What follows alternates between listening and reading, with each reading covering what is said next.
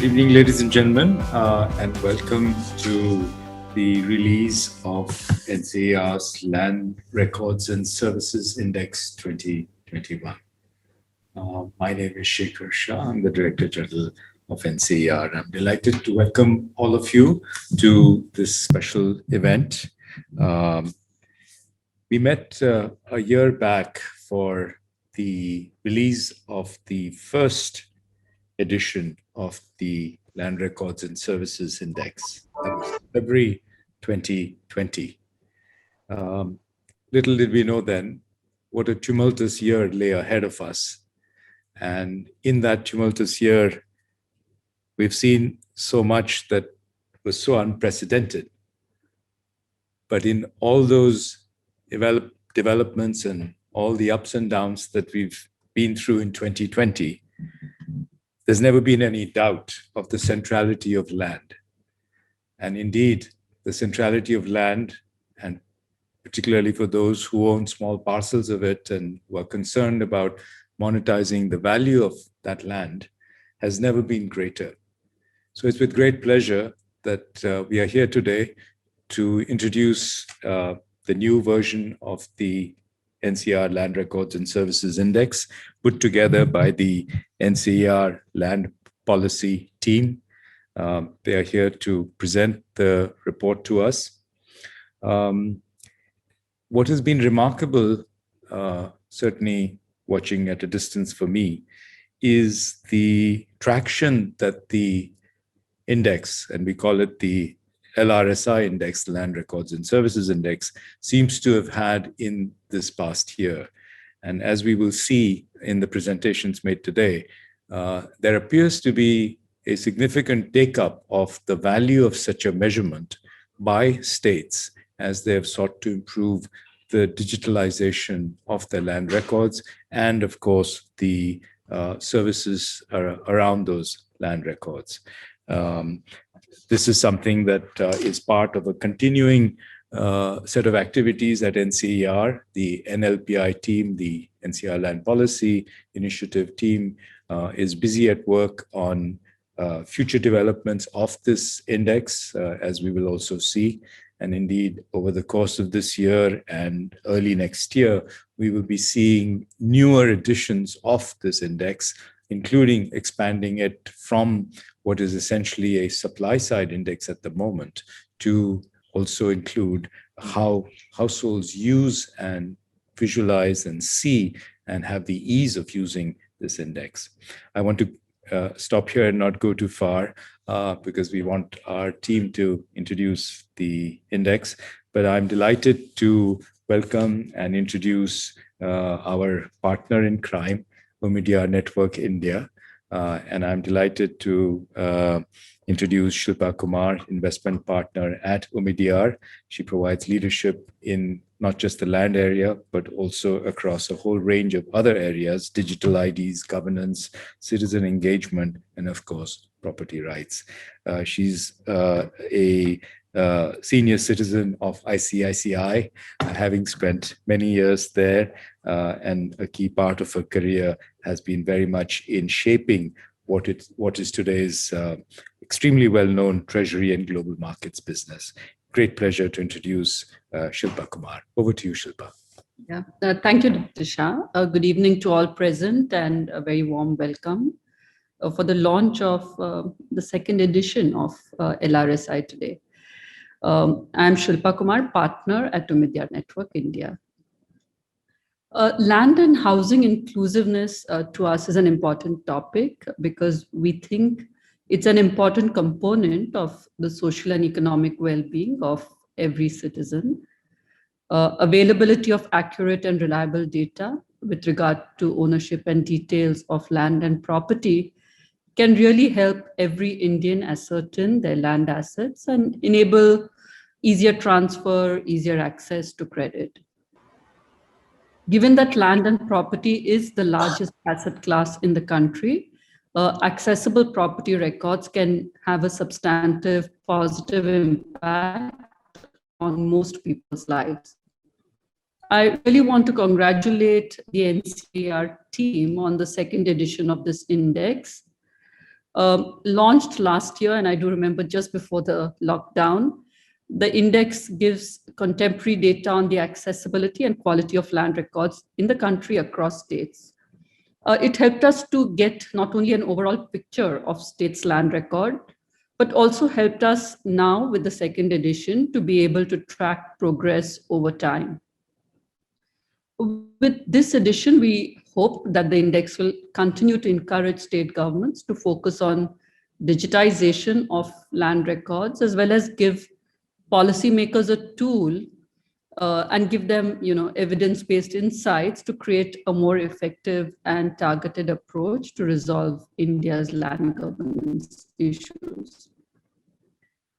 I think one thing that the COVID year really brought into focus, and in a sense the year between the two editions of N-LRSI, is how important land is, not just in the development of the country, but also from a social inclusivity perspective. We saw that having updated and accurate land records really enabled delivery of government welfare benefits, eased the function of market transaction, and increased consumer confidence. Telangana's Raitu Bandhu scheme linked land records and welfare benefits to effectively reach the last mile. And the Swamitva scheme to map rural lands by the Ministry of Panchayati Raj is another example of work done in the sector. Data really has a critical role to play in informing policy action, and the N-LRSI really gives the government a much needed background on the state of land records in the country. Given the way the index is constructed, it allows states to see what are the quick wins that can improve land administration, as well as areas in which other states have made progress. It helps also the central government to maybe get better quality indicators across states so that they can actually bring it onto the DOLR website. Finally, while the report highlights that many states have progressed in digitizing textual records, it also looks at the glass half empty in terms of updating and digitizing maps. Today's technological advances do allow accurate mapping of land plots and allow for handheld devices to really do this. And geospatial technology can drive significant change on the ground. The other area which NCAER has focused on this year, the Accessibility Index, also gives proxy indicators on accessibility of land record-based services across states. And it's quite interesting to see how accessibility data scores across states, as well as what are the kind of improvements across what states are doing in these two editions. Last of all, before I sign off, I want to talk about the fact that N-LRSI is supported by Omidyar Network India through its Property Rights Research Consortium, which is an informal collective of some of the top research institutions in the country, which have a shared research interest in land and property rights in India. We take a multidisciplinary approach to researching various aspects of land governance, administration, and housing issues in the country. And our aim is to contribute insightful research, build evidence, and propose solutions on important property-related issues relevant for policymakers, but aimed at improving the lives of people on the ground. We are deeply grateful to everyone for joining us this evening and look forward to the discussion ahead to learn more about the exciting findings of N-LRSI. With this, I will hand it over to Mr. Deepak Sanan from NCAER for his introductory remarks. Thank you.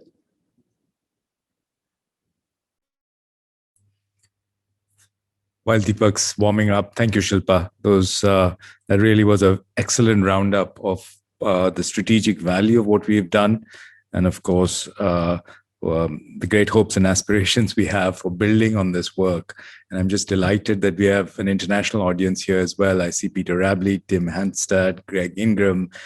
Delighted that you've been able to join, though it's rather early on the East Coast, and on the West Coast is very early if any of you are on the West Coast, but delighted to have an international audience as well. Thank you for joining us, and over to you, Deepak.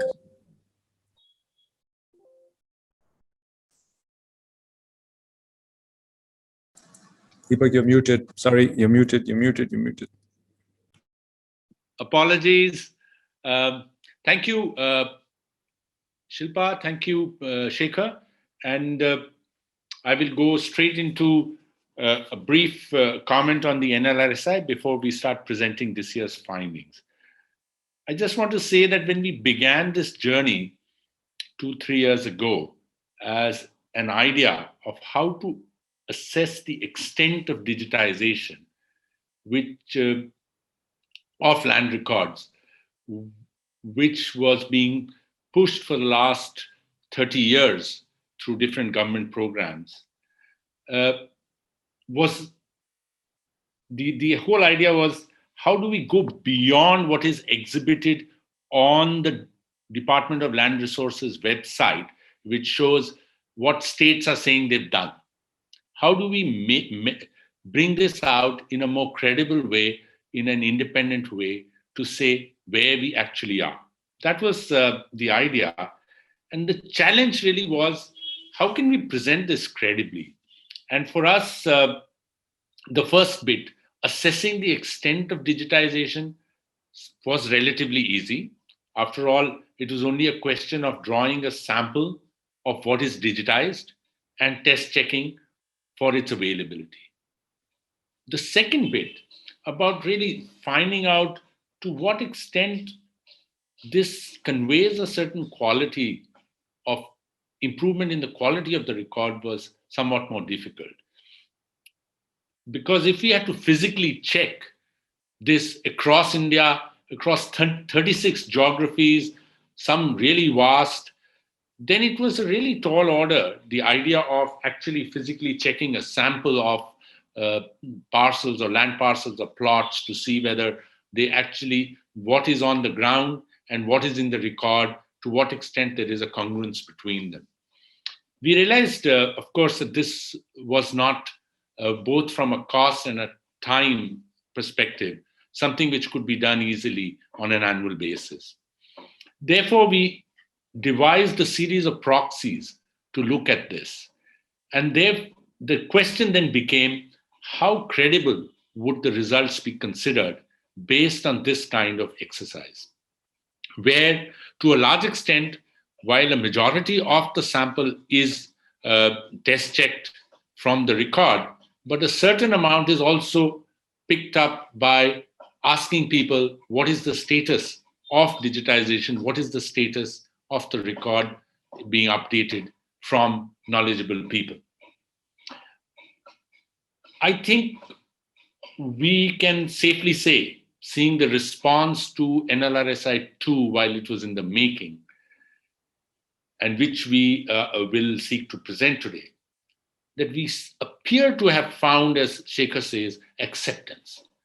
We seem to have found acceptance amongst the states, given the overwhelming efforts at improving demonstrated by so many of them.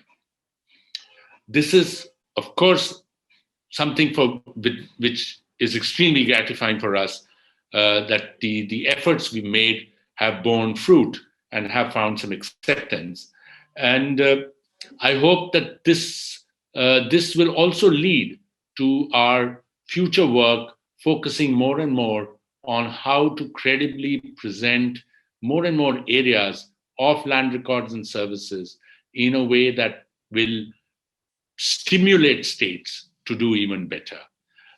Having said this, I will now request, I will start, the evening will proceed with Charu, with my colleagues Charu Jain and Ashwini will present the N-LRSI. Yeah.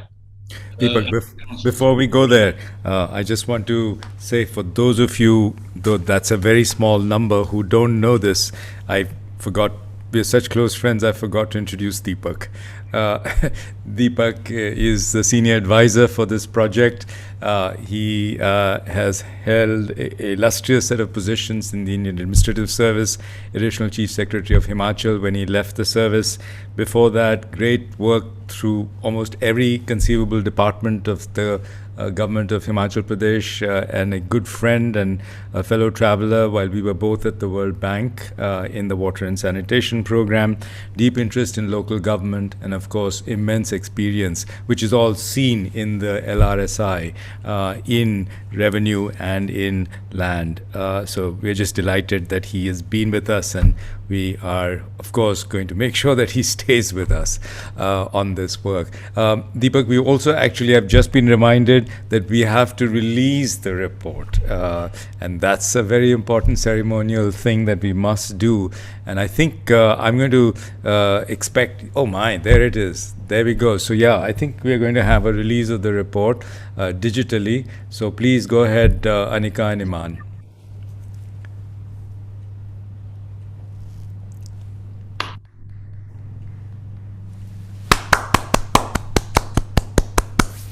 Congratulations.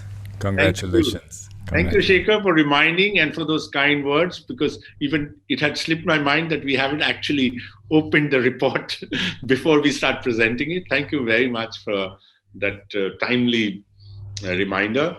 Yeah, we just missed the drum beat though. We need a very strong drum beat. And next time, Iman, you're going to introduce or make sure that we have a really terrific drum beat. But with that, and I do need to apologize to people.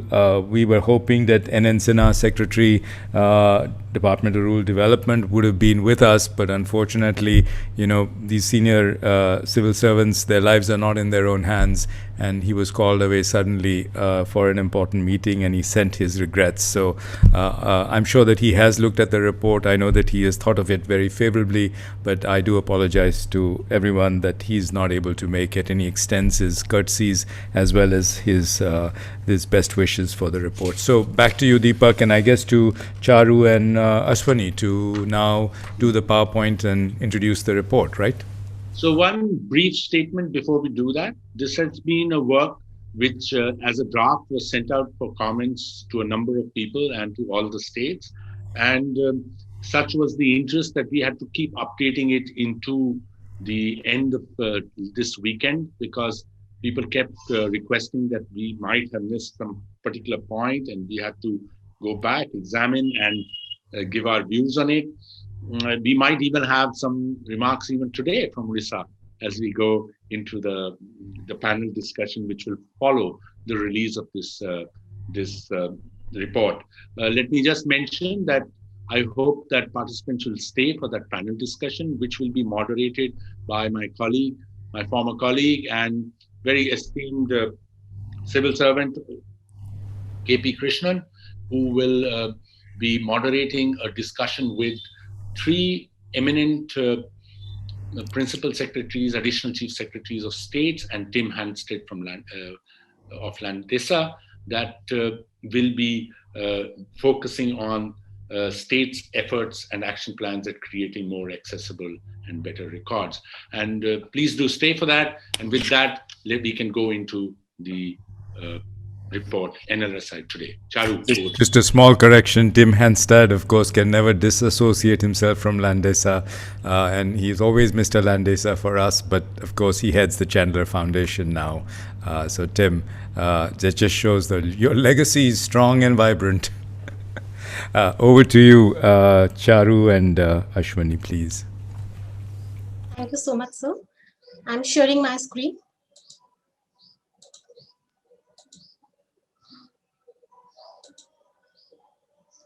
So is the presentation visible to all? Yes, it is, Charu. Thank you. Yes. Good evening, everyone. So today I'm going to present the major findings of NCAER's Land Record and Services Index, the second round that we have conducted during 2020-21. And starting by just giving a very brief introduction about the index. So the Land Record and Services Index, it aims to gauge the information on the textual and spatial records and the registration process, and also on ease of procuring the land record copies and improvements that have happened in the quality of land records, which has brought out by the digitization process. So overall, the N-LRSI latest round, to facilitate the comparison between the two rounds, in this round, actually, we have kept the various components and weights in the scoring scheme. Going to the NLRSI composition. So as you can see on the slide, as I mentioned that there were two broad objectives. One was the extent of digitization and other was the quality of land records. So under extent of digitization, there are three subcomponents, which are textual records, spatial records, and registration.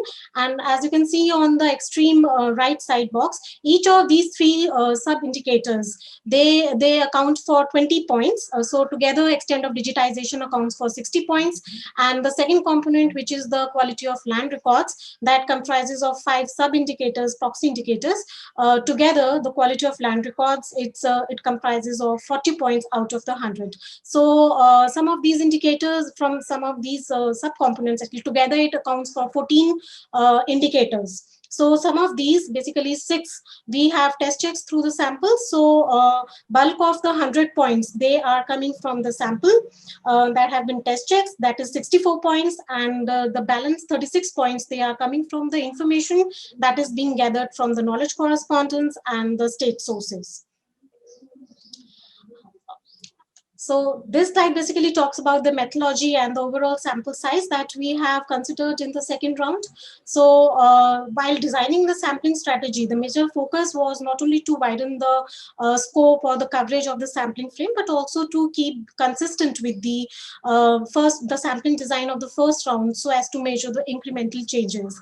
And under both of these components, like for example, in case of the component 1, the extent of digitization, ROR, CM, and CRs, they were tested through the samples, and therefore we used for the component 1, we used a combination sample where we have not only taken the subsamples from the last round, but we have also tested some of the new sampling units. And in under component 2, which is the quality of land record and services, here three indicators were tested, which were the extent of joint ownership, land use, land extent, on the basis of the samples. And here we have tried to widen the scope, the coverage also, by including the villages this time, which were adjacent to the headquarter villages. So just to mention here that during the last round under quality, we only covered headquarter, but now we have adjacent villages also. So if you, on the right side, if you see these are the overall samples that we have drawn from DOLR website. And so it basically gives the number of states only for these 6 parameters that have been tested through the samples. And together, they actually accounts for 64 points out of 100 on the basis of these 6 parameters. So the balance parameter, balance 36 points, they have been, again, as I mentioned, on the basis of the information from knowledge correspondence and desk research. This is the map showing the overall N-LRSI scores for 2021. And in the map, if you see the 3 states, MP, West Bengal, and Odisha, these are the 3 states that score. These are the top 3 states also in the latest round of the index. And all these 3 states, the dark green one, they are scoring more than 70 points this time. And apart from these 3 states, there are 12 more states which are scoring between 50 to 75 scores. And so the All India mean score for N-LRSI, it has gone up to 45.1 this time. And from previous 38.7, and overall 28 states, they have improved, while 2 have retained their same position and 2, they shows very marginal decline. The top performance, the top 5 states, they have been MP, West Bengal, Odisha, Maharashtra, and Tamil Nadu. And among the most improved states, we found Bihar, Karnataka, Tripura, West Bengal, and AP, HP, and Kerala. So if you see this time, actually, we have got 5 states, they have scored more than 70 points, whereas last time this was just 1 state which was scoring more than 70, and that was MP. So And moreover, when I'm talking about these 7 topmost improving states, so these are the states where the improvement in the scores have been more than, I mean, the increase has been more than of 10 points. Now, one by one, we'll go to the major, all the indicators on the basis of which we have developed, constructed this index. So first, we will talk about the digitization of record of rights. So as you can see this map, the country has become greener now as far as the digitization of textual records is concerned. And here, the topmost scoring states, they are Odisha, Tripura, Tamil Nadu, West Bengal, Goa, and Bihar. In terms of the improvement, Bihar, West Bengal, and Tripura, they are reporting the maximum improvement. 22 states, they have improved and retained their position. Out of these 22, 15 have actually improved this time compared to the last round. And the 5 states that are reporting decline, the decline has been a very marginal one this time. So this is for the ROR digitization out of 15 scores.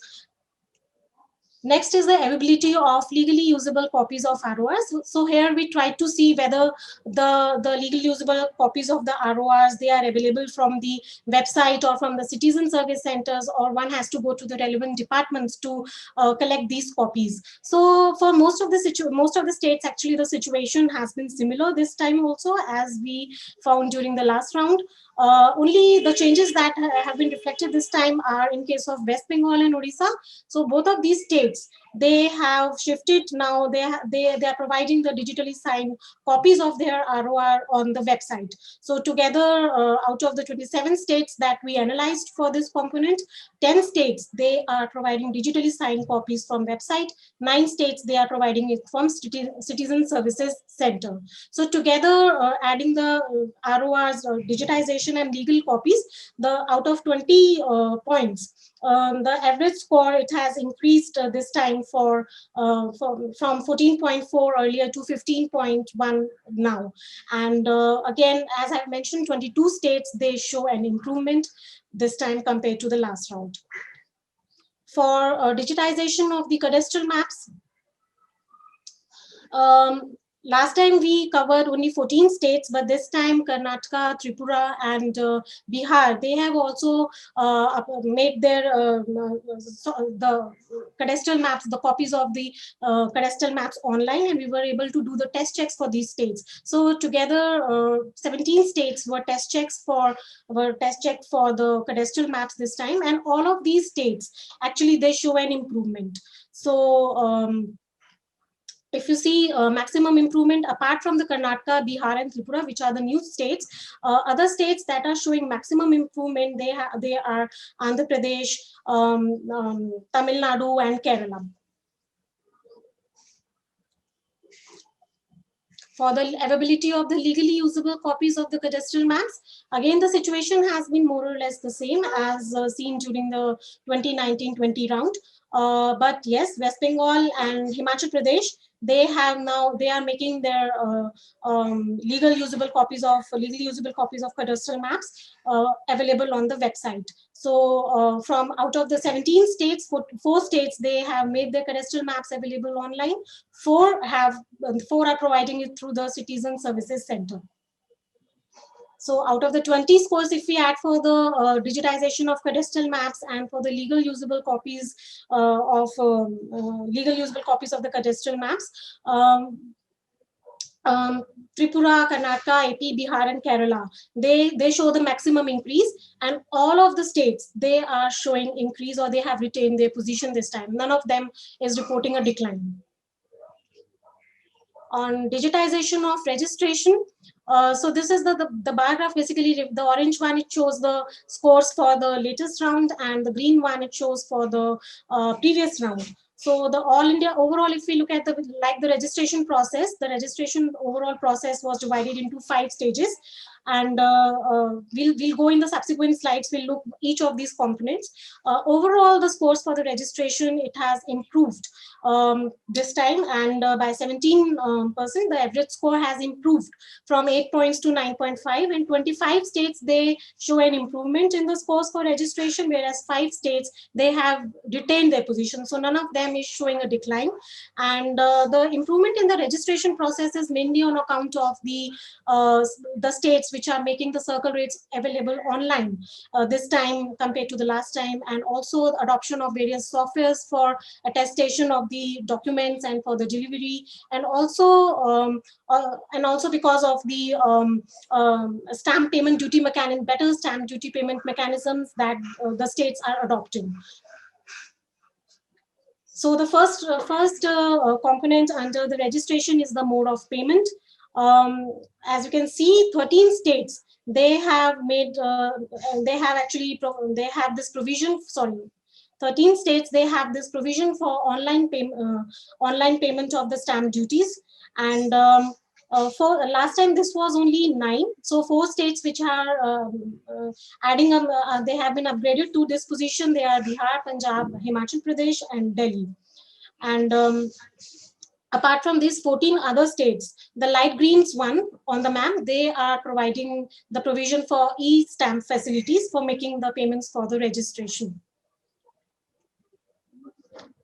Under the software adoption for the registration process, 17 states this time, they are giving the provision for public data entry portal for carrying out the registration process. And Bihar and Odisha, they have been upgraded in the present round to this category. Apart from this, 19 other states are there where this provision is not available. Under the registration software adoption only,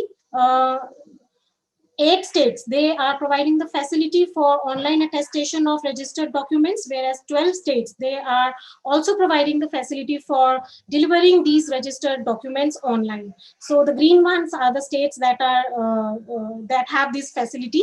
So under this, actually, most of the states, they have the similar position what we captured last time, except for West Bengal and Bihar. So if you look at the West Bengal, it is the first state which is making the compulsory provision for the documents to be digitally signed and delivered.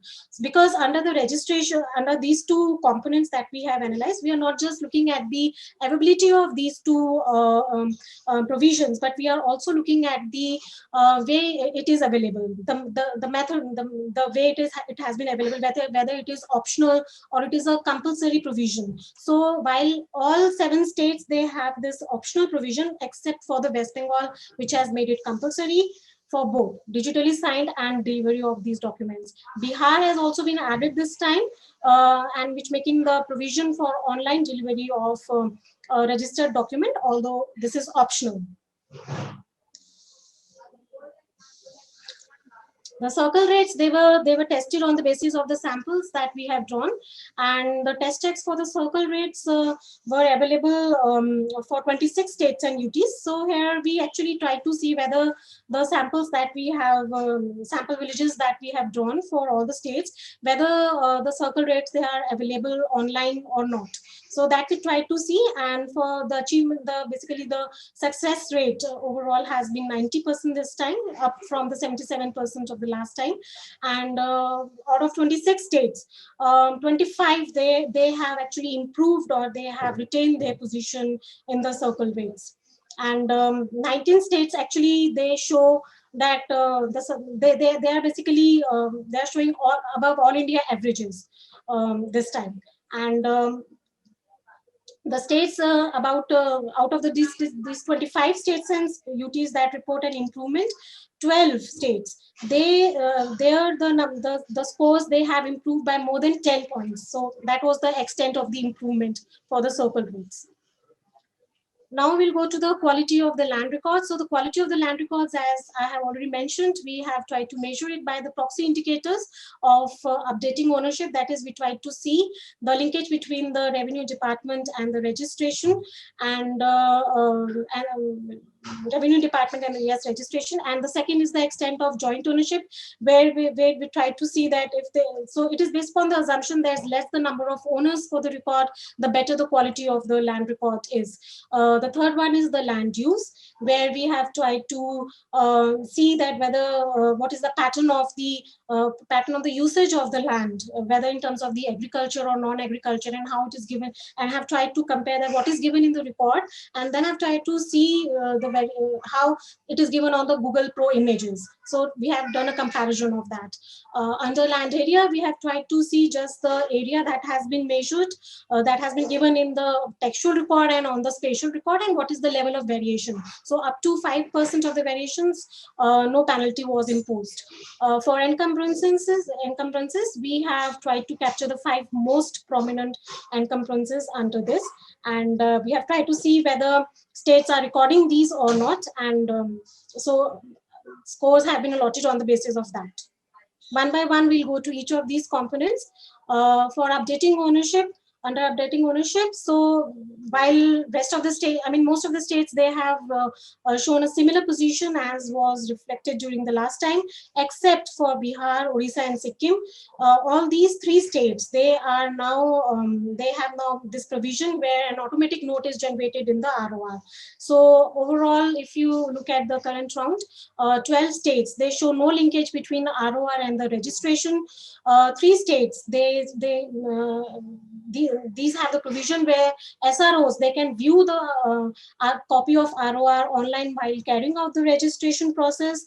About 11 states, they can send the message through SMS or email to the revenue officer after carrying out this process. And 10 states, they immediately notice used to appear on the is generated in the copy of ROR. So none of the states in the last round and also during this round, we didn't, none of the states they are reporting which have this which are doing the mutation attestation of the mutation same day.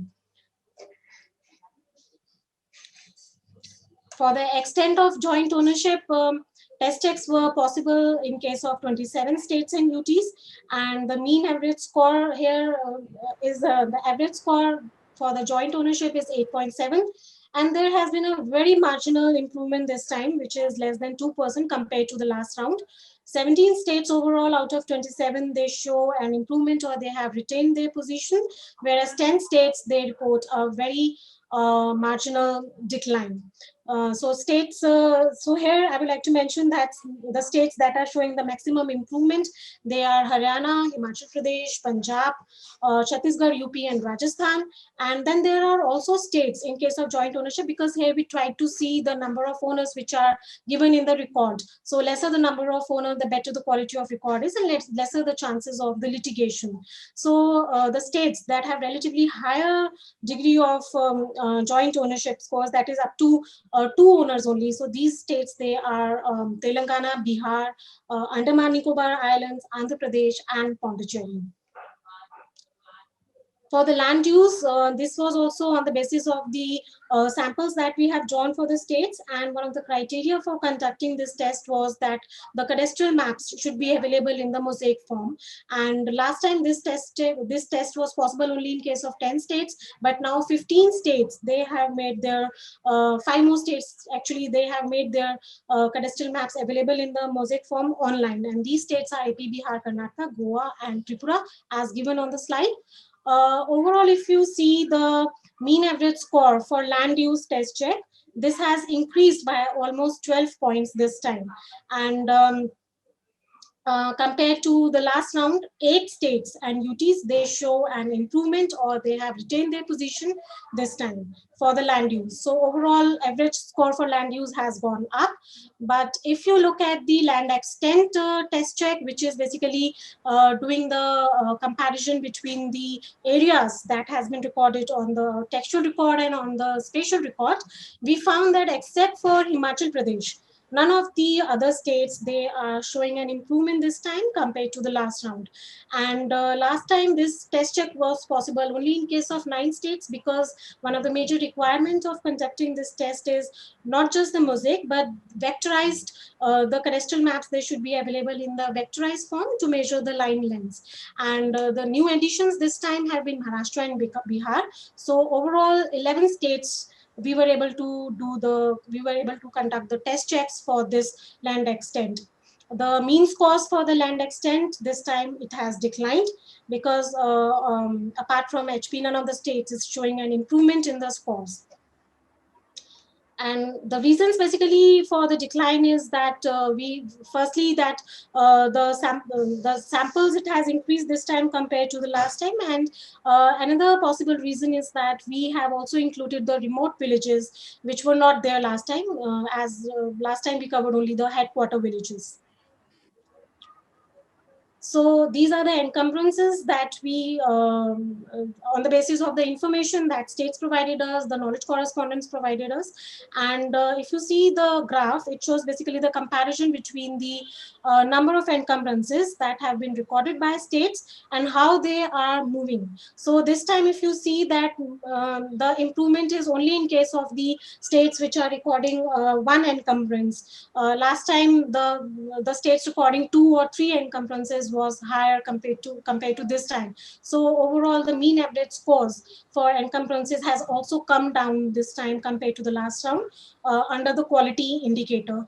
And so the states actually where we found some of the changes this time for the encumbrances are Sikkim, Tripura, West Bengal, and Bihar.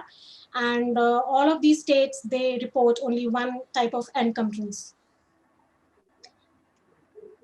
If we now, so these were the individual subcomponents that we looked at. Now we look at the situation of the 2 broad components based on all these 14 indicators that we have discussed just now.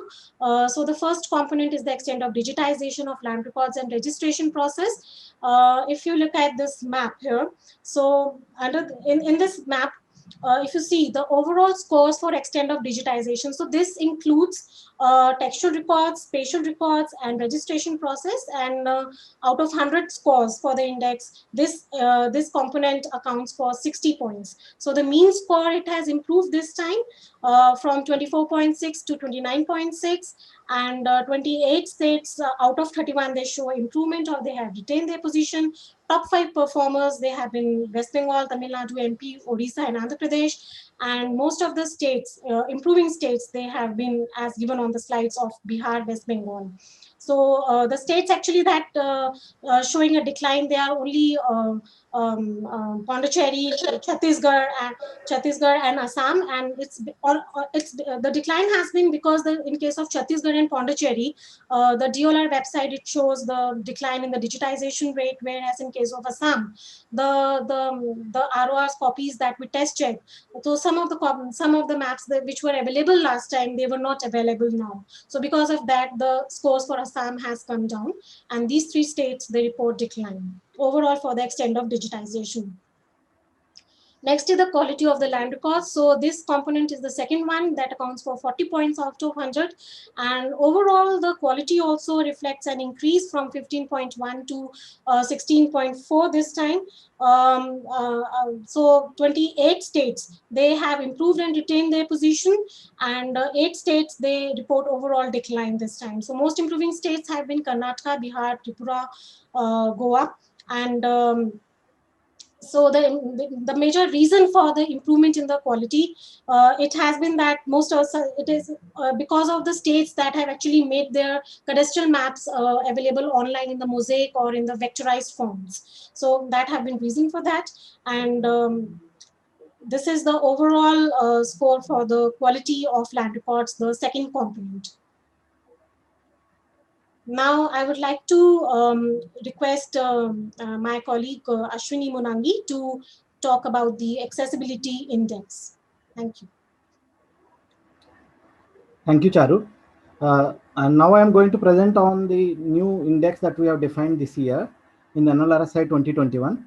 An accessibility assessment of land portals were done last year, and then the assessment is done on the basis of indicators like access to portal, time taken, simplicity, and user interface features. However, an index has not been defined. So we have defined an index called an accessibility index to understand the accessibility of state land portals, and it was constructed on the basis of guidelines for Indian government websites 2.0, GIGW 2.0, which is prepared by the Ministry of Electronics and IT. So the GIGW guidelines focuses on standardization and uniformity of all government websites, and it is based on Indian and global standards and technology laws and laws that govern the access to people who are disabled. The accessibility index have 4 major indicators, each of them contributing 25 marks for the total of 100 for the index.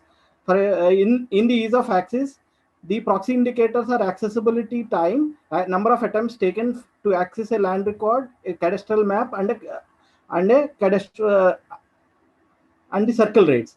And the accessible, it also consists of accessible time taken on different mobile bandwidths and accessibility on mobile phones also.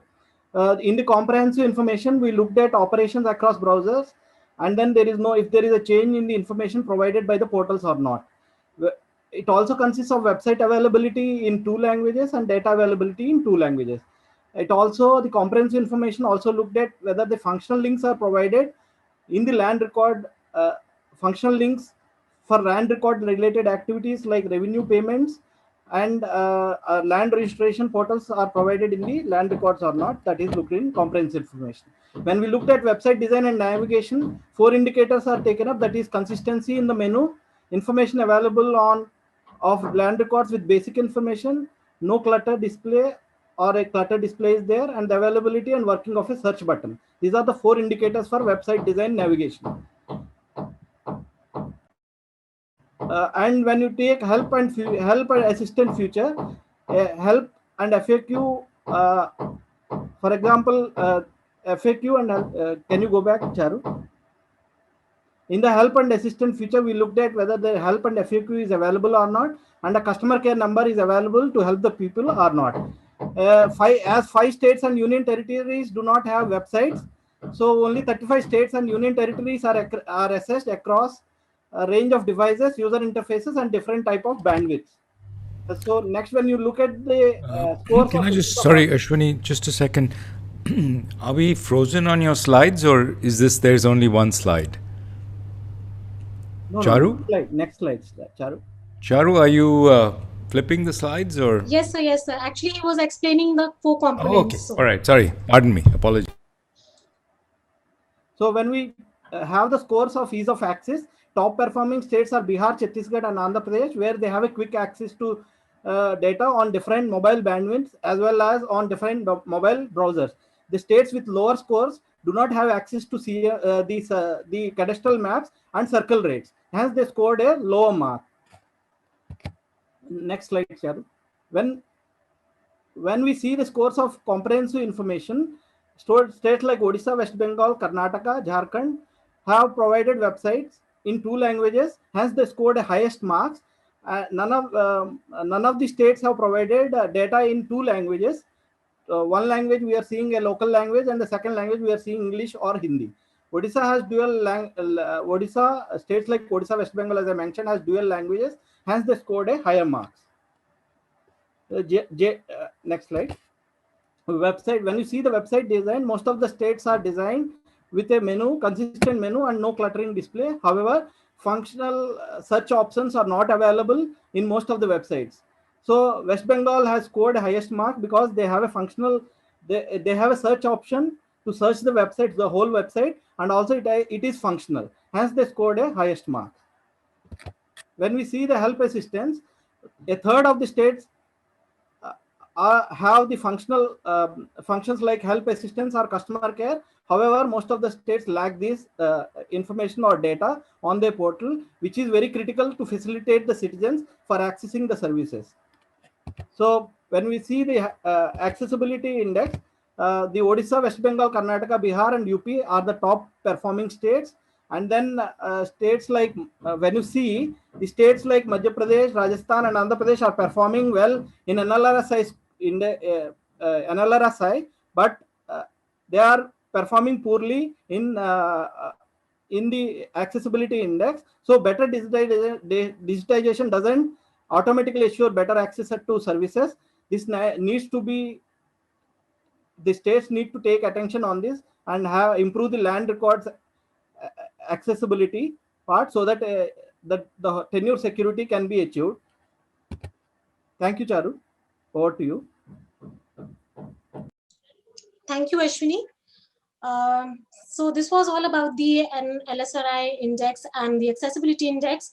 So coming to just summarize that what we have seen in all these slides, overall the index, it has improved by more than 16 points from 38.7 to 45.1, and 28 states, they are showing a positive change. About, as I've already mentioned, that 5 states this time they have scored more than 70 points. Last time it was just 1 state. And the second point is the extent of digitization of the land records, where the average scores have gone up by 25% this time, reaching to 29.6 score. And 28 states, they are showing an improvement or retainment in the overall their position. So the extent of digitization of the land records, the improvement that we have seen is mainly on account of the improvement in the digitization of the cadastral maps and the registration process. For the third point, which is on the quality of the land records, here also the mean scores, it has gone up from 15.1 to 16.4 this time. 24 states, they have shown an improvement or retainment in their position, and decline that has occurred is mainly on the basis of on account of the decline in the land extent and encumbrance, recording of encumbrance indicator, out of the 5 that we have analyzed under the quality of land records. For accessibility, as Ashwini Monangi has just now mentioned, that progress in the digitization, in contrast with the poor accessibility, is found in some of the well-performing states like this. So basically, even if there is a progress made in the digitization, it's not necessary, it doesn't ensure that the services are also better in terms of the navigability or the accessibility of the websites thing. So that's all about the accessibility, overall about the N-LRSI and accessibility index that has been constructed this time. I would like to thank, and now I would like to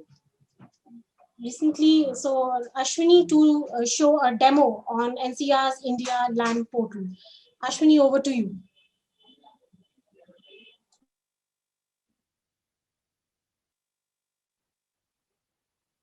Can you, Charu, can you stop sharing? Yes. So N-LRSI, the India Land Portal, has data from the N-LRSI 2020 and 2021. And then it also have data that is showing the differences between the 2 years. When you see, it's an interactive user interface where you can see the overall scores of each and every state and each and every parameter. When you go to the textual records, you see the ranks of the states in terms of textual records. And then in the textual records, you can also have a visit to the particular parameter, subparameter, and then click on it, and then now you can have a view on the performance of the states, and an interactive map is also being present there. Then if someone wants to change the ranking criteria and then play with the indices, for example, if someone wants to just tick on digitization of land records and then select availability of legal copies and then some other parameters, then this filter will be an interactive this is an interactive user interface that will give the indices according to the criteria that we have selected. Along with that, and one more slide is also provided that will show, one more tab is also provided that will show the details of the previous year and this year ranks and difference in the ranks and the scores of the 2 years. There are options to download the data. All the data that are available or that are being summarized during the research are being presented in the form of Excel sheets. Anyone can go to the website and then start downloading the data. Along with that, an accessibility index tab is also provided that gives details about the accessibility index and each and every parameter, how it is how each state is performing. We are open to host the data of other land records related data from other researchers, and we are happy to host the data. And then we want to be a one-stop place where researchers come and visit the website for data related to land and allied domains. Thank you. Over to Mr. Sanan for future directions. Ashwini, you can stop sharing your screen, please. Yeah. Charu, you can show the slide. Yes, sir. So before I hand over to KP Krishnan for the panel discussion, let me just mention that having completed 2 years of N-LRSI, we are looking at future changes which will involve not only refining and improving the accessibility, but also we are wondering whether the time has come to give a slightly greater emphasis to quality, since extent of digitization is the real quick win which people pick up very quickly. And is it time to start giving more emphasis to the quality aspects? At the same time, how should we now bring in the demand side, which Shekhar referred to, and do that in the coming months? So these are issues which we hope to address by the time we come around to N-LRSI 3 and incorporate in different ways some of these. And we look forward to comments and views from all those who are interested in this domain on how they would view this, what kind of weights they would like to see in this, and or what kind of presentation they would like to see. Should there be different indices? Should there be one combined index with different weights, etc.? So we look forward to a bigger discussion in the coming months on all these issues. And I think by the time we come around to N-LRSI 3, we will have plenty more to really discuss and to have a focus on. And it will establish a certain criteria of interest among states to do better in different domains and different aspects of land records and access for people. So with that, let me hand over to KP Krishnan to begin the panel discussion, which is the second portion of today's program, which highlights a discussion with, I will leave it to KP to introduce the panelists and to set the tone for the discussion. Thank you. But before KP starts, may I just introduce him for those who, again, very few who don't know him. KP Krishnan is IPF Chair Professor at NCAER, but even more important for us, the progenitor of this work. Without him, I do not believe that we would be doing this N-LRSI 1 or 2.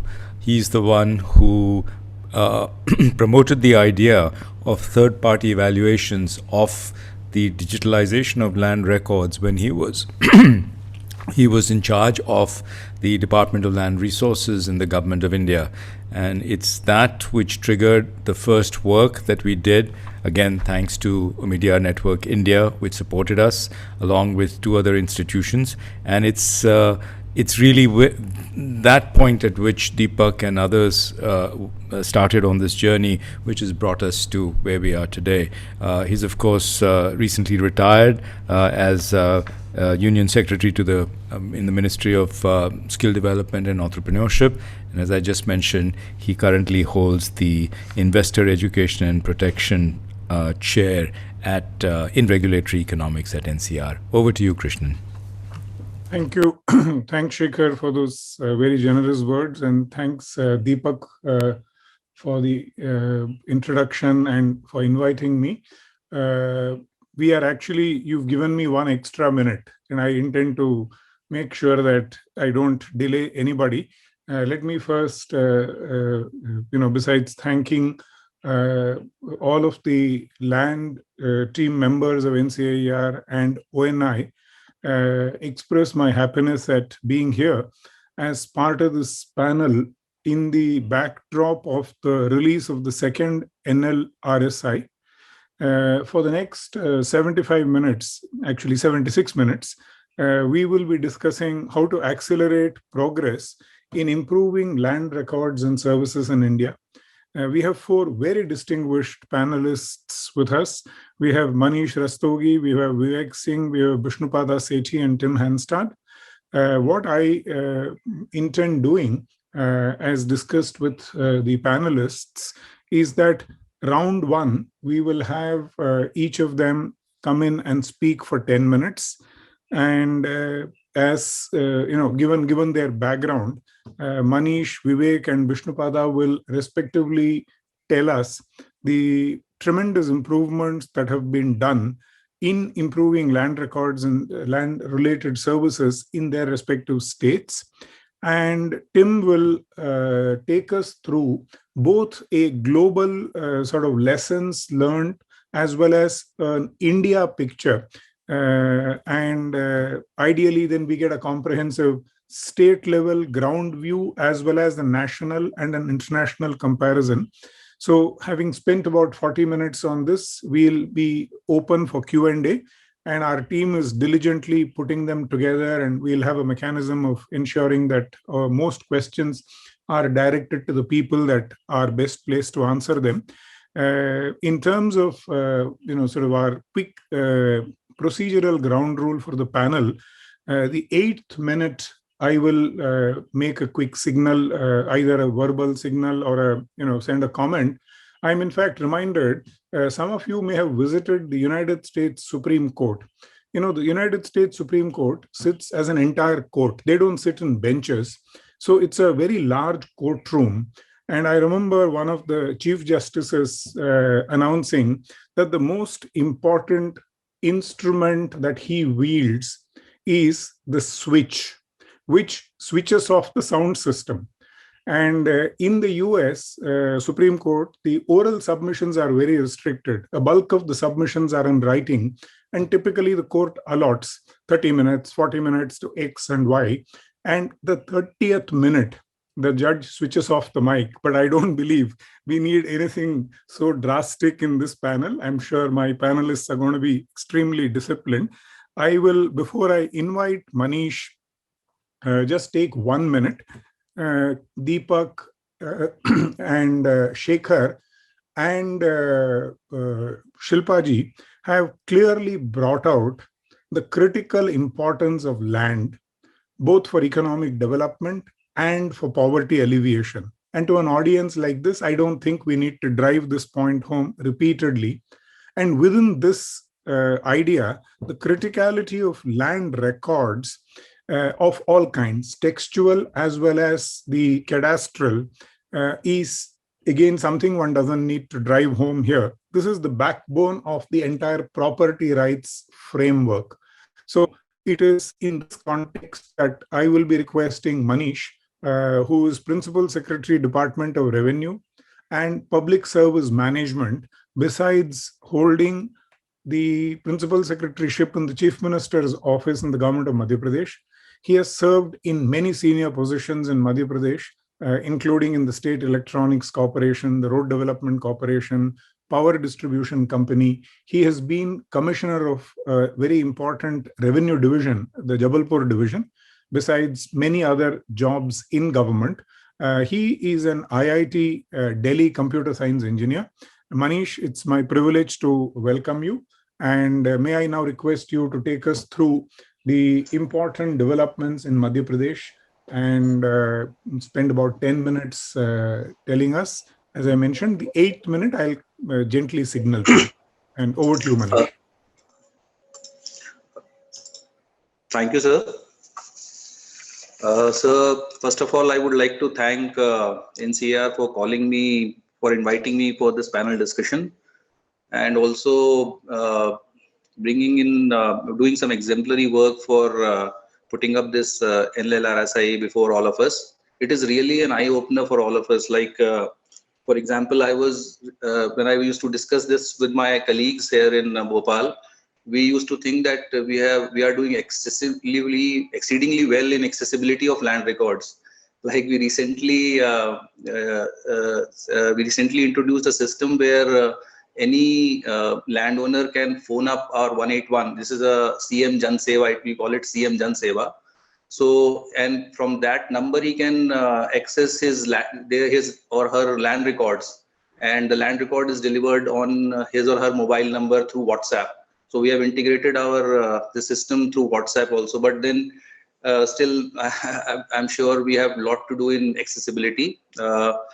As sir said that I will just take maybe 6-7 minutes to drive you through what we have done in Madhya Pradesh.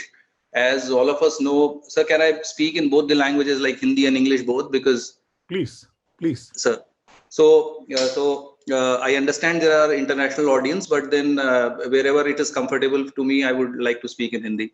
So whatever we have done in Madhya Pradesh in terms of management of land records is that it was way back in 2018 when our chief minister had gone to some of the districts, and he found that our department is not functioning well, and it has a lot of public grievances, and we have not been able to respond. So there was a think tank developed for how to improve the condition of land records, the system of administration of revenue management. So there was a commission formed, Land Reforms Commission, and then, as all of us know, these land records actually have a legacy. Like in Madhya Pradesh, when a new Madhya Pradesh Land Revenue Code was introduced in 1959, it repealed 26 laws.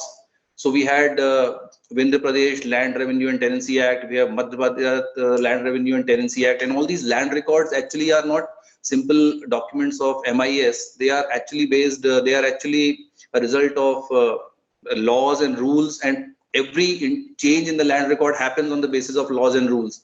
So we started from that point. So in 2018, there was an extensive change in our land record, land revenue code, which we made after 59 years of the land revenue code came into operation in 1959. There was amendments in the last 59 years, but in 2018 we majorly changed all the sections which were related to a citizen. So that was our first step. In the last 2 years, we have been able to frame all new rules as per the new act. So I'm saying this because that is the background for improving our digitization, or there is a background for improving our system of land records. So that is the first step we took. Like in 2018, when we changed our act, this is the first time we changed the definition of revenue year. Revenue year was from October till September. So now our revenue years is the financial year.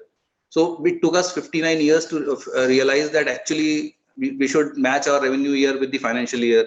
Similarly, the Panchsala Khachra, as we call it in Madhya Pradesh, now it is a running document. It is nothing related to 1 year or 2 years. It is a running document. Similarly, we have done away with the system of settlement. So settlement was mostly in relation to the land revenue settled with the person concerned. So now we have a system of ongoing survey where Commissioner Land Records, if he finds that the land records of a particular area are not the true picture of whatever people are holding, so therefore we can order survey. And today, with all these new techniques of we have satellite imagery, we have drone imaging systems, we are therefore able to do the survey fast and create land records fast. Similarly, we have done away with diversion. There was a section 172, which is a dreadful section for any citizen in the state of Madhya Pradesh. If you ask any citizen of Madhya Pradesh who holds land today, he would say the biggest thing which the state government has done is done away with this diversion. So today he can divert his land by intimation. Like we are only bothered about the land revenue, which changes as when he diverts his land from agricultural to non-agricultural. So it is only by intimation our land records are corrected in 30 days time. Similarly, we have introduced time limits for mutation in the act. We have always said that we have executive directions that you should for the courts, that the mutation cases should be decided within a period of maybe 60 days, 30 days. But now our act has a section which says that undisputed mutation cases should be decided in a period of 1 month. So what I'm saying is that a lot of work was done in terms of changing laws, and now we have rewritten our land records manual, which is rewritten after 50 years. So now our land records manual have terminologies like orthorectification. It has course. So now we have written our Patwari manual. So Patwari Basta, which had around 50 to 60 registers, now it has come down to 17, and now we are converting. When I later talk about whatever we are doing in future, we are going to for e-Basta for Patwaris. So this was the first step we took in terms of improving our land records. We first changed our rules, and we have amended our act. So today, when we work in our revenue, when you ask any revenue officer today in Madhya Pradesh, he will talk about three things. He talks about RCMS. This is Revenue Case Management System. Our Patwaris will talk about SARA. This is Smart Application for Revenue Administration. And he will talk about WebGIS. So these are the three basic softwares where all of revenue officers are working. So all cases relating to land are getting registered in this RCMS. And this citizen can register case through MP Online. It is not necessary for the citizen to go to a court and register his case. So he can go to the MP Online center.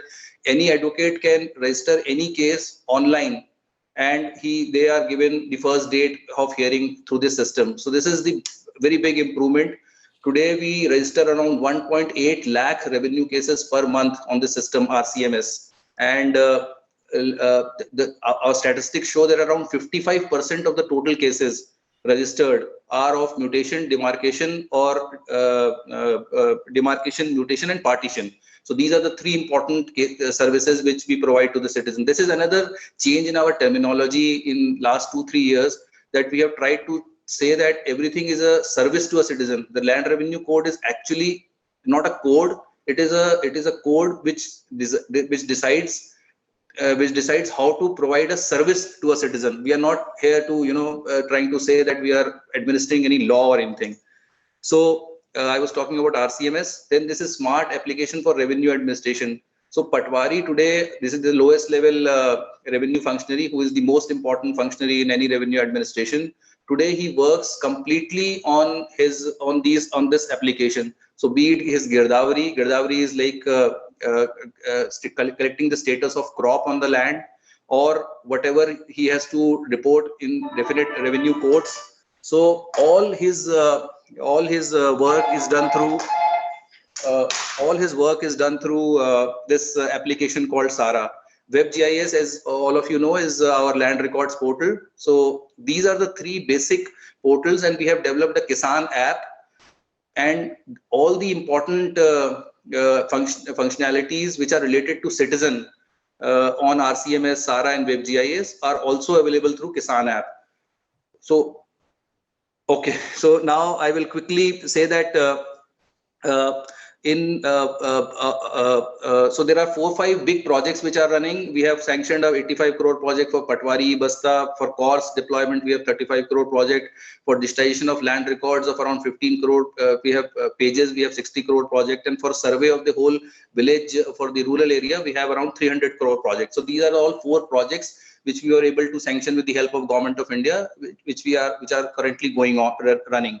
So in future, what we want to do is we want to move from cyber Patwari to cyber Tehsil. This is a very important concept. Today, a person has to go to a particular court to get his mutation done, whether it is undisputed or disputed. So we are saying that for undisputed mutation, a person may go to a court in any court of a district. So this is a concept in building. We are trying to do that. So probably in that way, a person will not have to attend any court. So his mutation would be done on the basis of identification of land on the system, and his identification also on the system. So that is one. Data monetization is the second. We have been able to provide all our shape files of villages online, so anybody can download those villages. Each village download costs 5,000 rupees. So this is a great opportunity. We are even thinking of sharing this money with the villages, which can be then used for its own development. Titling Act, we are working on it. We have gone through the Niti Aayog document, but there are a lot of intricacies involved, and lot of, as I said, that there are specificities to a particular state. So therefore, we are working on it, and we see we want to, when we probably next 6-7 months, when we implement this act, we will provide titling as a service. So any citizen would come to a revenue court and say that please provide me the title, and then we will work on it and provide him the title.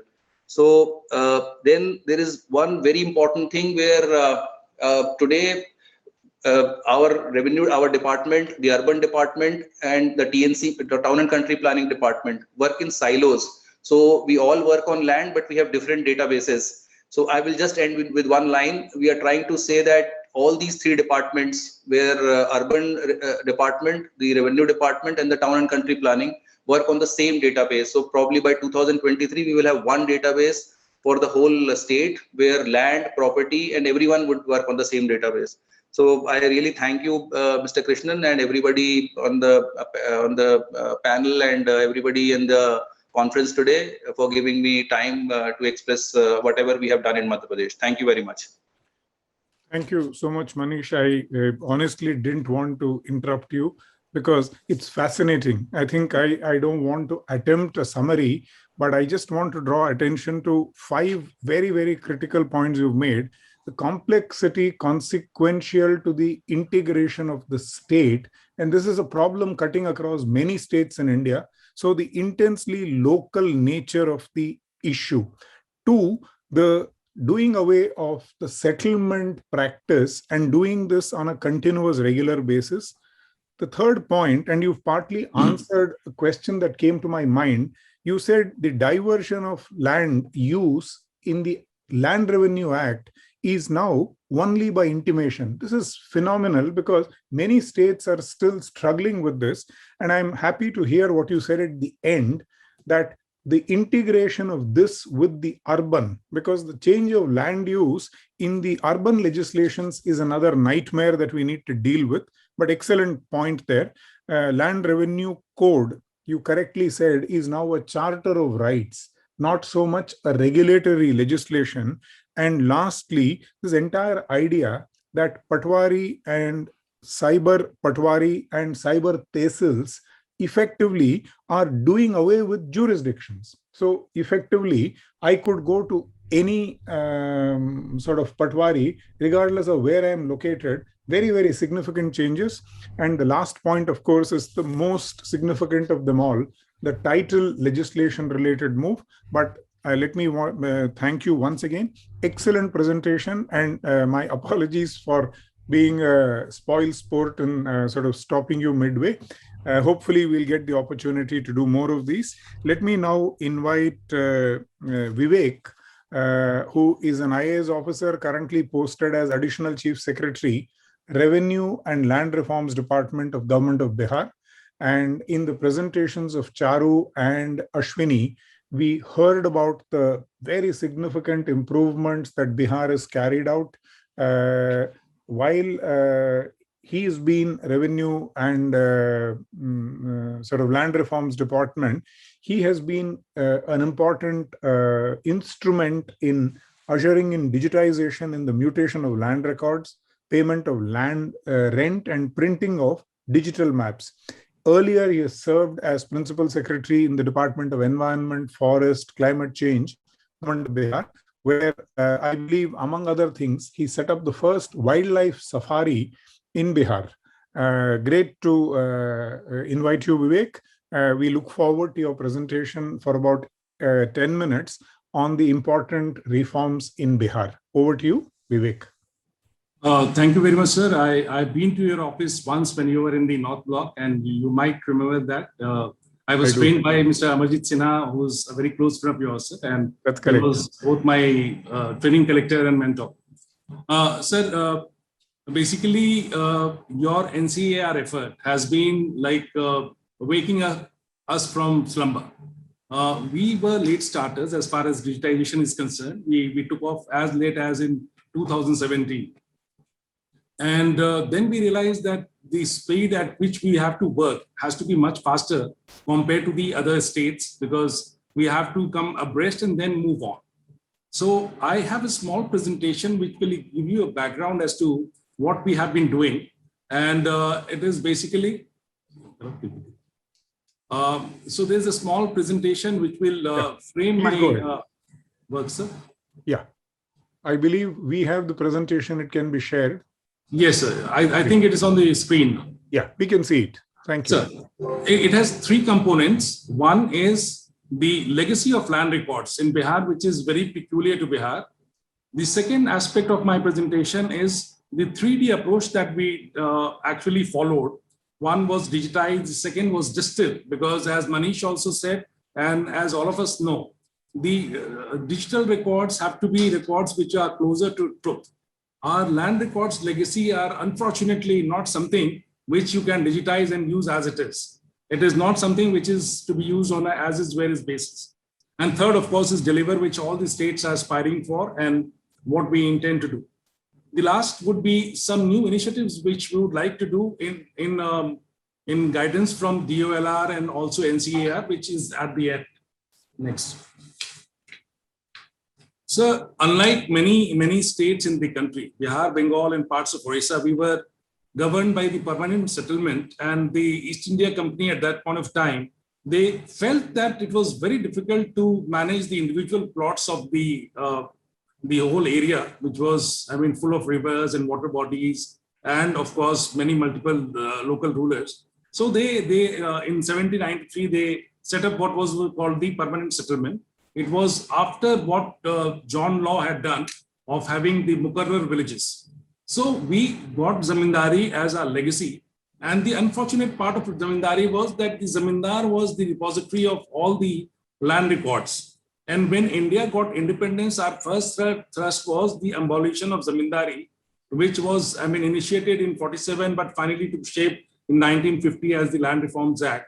And then whatever information we got was on the basis of what the Zamindar gave in his return. And it was not documented, unlike the Mahalwari system or the Rayatwari system. We didn't have it on our government records. As far as the government record was concerned, only 4,950 square miles of Bihar was Khas Mahal land, for which we had definite record and for which we were collecting definite rent. So that was one issue that we started with. Even our survey, the cadastral survey took place in the early 20th century, and the revisional took place sometime during the 1970s. So at both these points, I mean, if you see, it is either 125 years or 55 years. That is the kind of thing that we have. And since people were owning land and there was a Benami land thing also. So the land records of today could not present, the traditional record of rights, could not present the real true picture of land possession and actual land ownership in the field. So we have to take resort to something called the Jamabandis, which were basically defined and designed for the purpose of collecting rent, but which de facto became the transactional record of rights for all practical purposes. So we have been dealing with Jamabandis and we are focusing on it, though we have already initiated the special survey, and soon we'll be dispensing with the Jamabandi when we have the new record of rights in place. Next. Our major thrust has been, sir, the three things that I talked about is digitize. Digitize, we have a huge database, around 3.76 crore Jamabandi, which we could digitize in a period of 6 months. And now the distillation part is very important, which I'll deal in the later slide. And then the delivery as to what all we have delivered. So there are 4 things that we basically resorted to. One was the regulatory reform, about which all of us know and about which Madhya Pradesh has also said right at the outset that each state had different kind of mechanisms at different places. There was a variation in terms of geography. There was a variation in terms of history. There was a variation in terms of legacy. So all these variations had to be accounted for. So therefore, we had to go in for the regulatory reform. The second was capacity building, both in terms of digitization and in terms of record maintenance. So digitization would not mean anything unless until your entire team understood what the land records were and what the capacity building was. So the capacity building became very important for us. The third was performance management. We were dealing with a huge chunk of people who really didn't know. We had the Halka Karamcharis, the Anchal Nirikshak and the Anchal Adhikaris.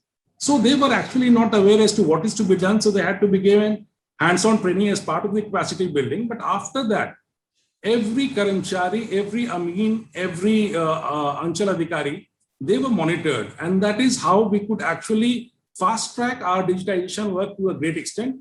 And lastly, of course, the citizens who, of course, have to know as to what is available to them.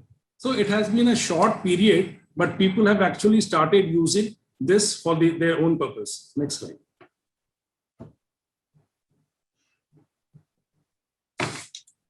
So digitization, we started, as I said, in July 2017.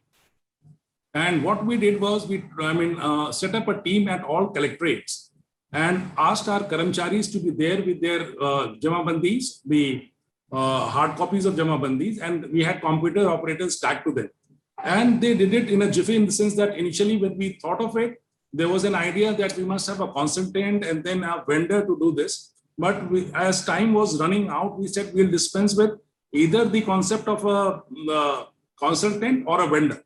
So we did it in-house, and we were able to start our first mutation as early as 2017. That is, in July, we started the digitization process, and the mutation we could start as early as December, which is less than 6 months. In all, there were around 3.66 crore Jamabandis which were digitized on the portal that we have. And then all the cadastral maps, all kinds of maps, including the cadastral, the revisional, the consolidation map, and the cadastral municipal map, and the revisional municipal map, the irrigation map, and the Anchal district maps. They are altogether 1,51,625 maps, which we got completely digitized. And now the distillation part, which is the most important part as far as we are concerned. Sir, when we got independence, we didn't have any proper data as far as Jamabandi was concerned. For Khas Mahal, which was primarily the government land, we had a format. So what we did was, without shifting to anything, we said we'll use this format for the purpose of individual rayats also. So in 1954, when the field Gujarat started and the revenues administration started taking stock of what is the amount of compensation which is to be paid to Zamindar, we could actually come about with certain data with regard to the plots and the villages. But Jamabandi Panji had a very vague kind of a thing. It was like somebody owning a big mall and you are taking the rent from the mall owner and you really don't know as to what the shop owner is paying. So while the Zamindar, the complete data was available, the individual plot-wise data and the boundaries of these plots and the area of these plots, they were not mentioned in the Jamabandis. So we had to upgrade them. We had to make them so that you could actually transact using them and use it as de facto RORs. So this took an exercise. We had camps at the panchayat levels. Then we also had camps of the Karamcharis and the data entry operators at district level. And out of 3.66 crores Jamabandis that we had, we could rectify over a period of 4 to 5 years, 91.6 lakhs, which is almost 25% of the Jamabandis. So this is the scale of upgradation and distillation we had to do. But even that was not enough, because many of the rayats, they had this complaint that what they are seeing on the screen is not what they thought was the true picture or the copy of the return to that they had or the receipt that they had. Sir. So you wanted to ask something, Krishan sir? No, 1 more minute. Okay, sir. So Parimarjan is something which we launched during COVID, and we said that Parimarjan would be, you basically give 2 sets of inputs. One is what you see on the screen, and 2, what is available with you. If the 2 matches, we'll correct it. You need not come to the office at all. And this has been successful. It is only 6 months now, but over 4.5 lakh applications. So this means that at least 4.5 lakh people did not need to come to the Anchal office or meet any of the Karamcharis, and they could get their record corrected. Next. And the special thing about Bihar is that we are doing a special survey. We have already taken aerial photographs of all the 38 districts of Bihar. And we are having this new record of rights digitized using the Bhu Sarvekshan software. So in the times to come, Bihar would be one state which would not only have a contemporary database with regard to textual data, but also for special data, we would be as modern and as up to date as you could think of. Next. These are the laws and rules that we had. I mean, of course, this is not relevant to the participants here, but this will give you the scale of the kind of the invisible things that we had to do with regard to enabling provisions. Capacity building, I said, right from the round 1 to round top. Everyone had to be trained, including the additional chief secretary who is sitting in front of you, because we were learning from other states. We were copying from Jharkhand. In fact, I also went to Madhya Pradesh once. So we were just copying and trying to understand as to what all things we can carry fast. These are two special things that I want to discuss specially, sir. The one is Sarjameen Seva. The performance of every last level functionary is monitored every month. And what he does, it is there on my portal. And we also have a POP score. POP percentile is performance on objective parameters. We have given weighted scores to different performances, like you do for us, sir. But we do it for all kinds of revenue staff. And then at the end of every month, they know that what they have done vis-a-vis mutation, what they have done vis-a-vis parimarjan, what they have done vis-a-vis lagan. So inspections, everything that is part of that routine gamut is covered in these. And this gives a very objective picture right from the district magistrate to the Halka Karamchari of the state. And of course, the mass awareness that everyone does, we have done it, sir. These are the things that we are already offering, the Jamabandi viewing cadastral map, which is part of your exercise. This can be seen, sir. And we are soon coming up with a doorstep delivery of cadastral maps, digitized signed cadastral maps. We are trying to include the encumbrances in land records. We have a new survey institute, which is coming up. The plot number, universal plot number also we are coming up. There are 4 things which I would like to just pose before you, sir, which is a challenge to us. One is like this particular interaction that we are having. Every state in the country is not reinventing the wheel, it is just reinventing the wheel. It is not even reinvention. So everyone is doing something standalone. There is no common platform where we can go and say, NCR, please help us out. DOLR, please tell us as to how we go about it. So everyone is like exploring. Everyone has a separate set of consultants, separate set of guidelines. So this is one thing that we must homogenize. Now you have been a catalyst, sir. You must act as a catalyst on this also. The second is land consolidation, sir. It's very important for a country like ours. And it never took off because, the functionaries, they took a lot of time, number one, and they were very corrupt as far as making of the checks were concerned. So we have, initiated a pilot project in which we are trying to use artificial intelligence, machine learning for the purpose of consolidation of land. The new jigsaw puzzle for the village would not be defined or designed by an individual or a man, but by a machine on the basis of inputs provided by the set of guidelines that we have. So this pilot is already in progress in consultation with IIT Roorkee and NISG. If you can, sir, help us out in this, because we studied the international models.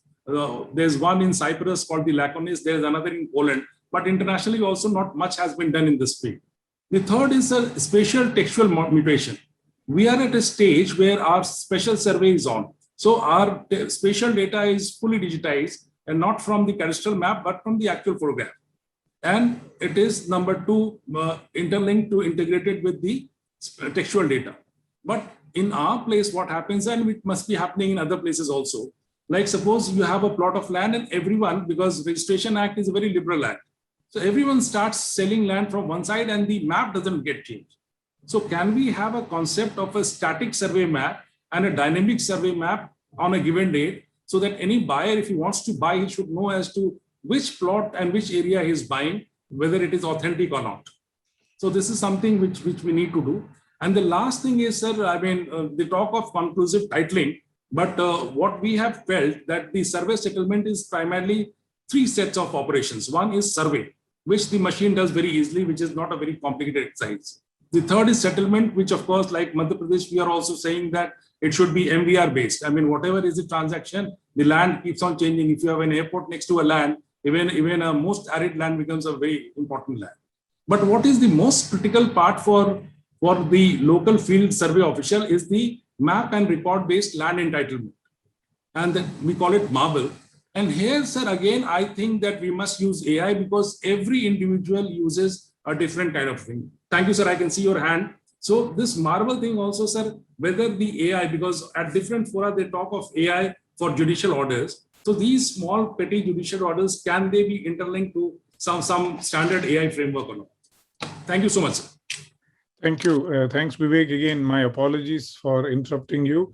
Extremely valuable. In fact, your slide 14 is, I'm sure, music to the ears of all of us, the researchers in NCAER, OMIDR network, members of the Property Rights Research Consortium, because I think the critical role that a Government of India department and an academic sort of think tank with some knowledge can play in coordinating and ensuring the point that you made. Let's not duplicate efforts, as well as, I think, drawing attention to an important part of land, namely chakbandi, consolidation, which has completely gone out of the dictionary of land, is, I think, very useful. I will not, given the time constraint, try and sort of summarize what you said, but I'm glad, like Madhya Pradesh, you also made the point that in land issues, unfortunately, legacy is important, history is important, we cannot wish it away. And the fact that Bihar had permanent settlement is something which needs to be seriously worked upon. The other important point you made is, again, I think very critical, the whole issue of state capacity. And I think this is a paradox that many states have to solve.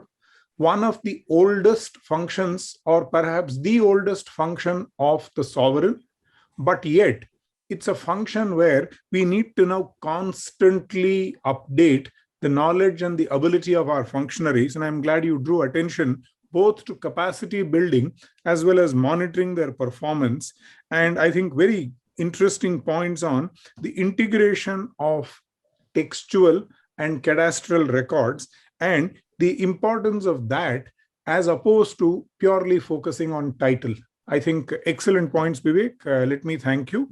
Before I now go to, I will, with your permission, go to Vishnupada Sethi, who is currently Principal Secretary Revenue in the department, in the government of Odisha. He has worked for the United Nations Development Program.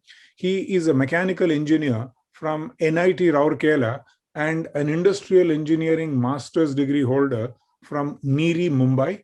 Over to you, Vishnupada.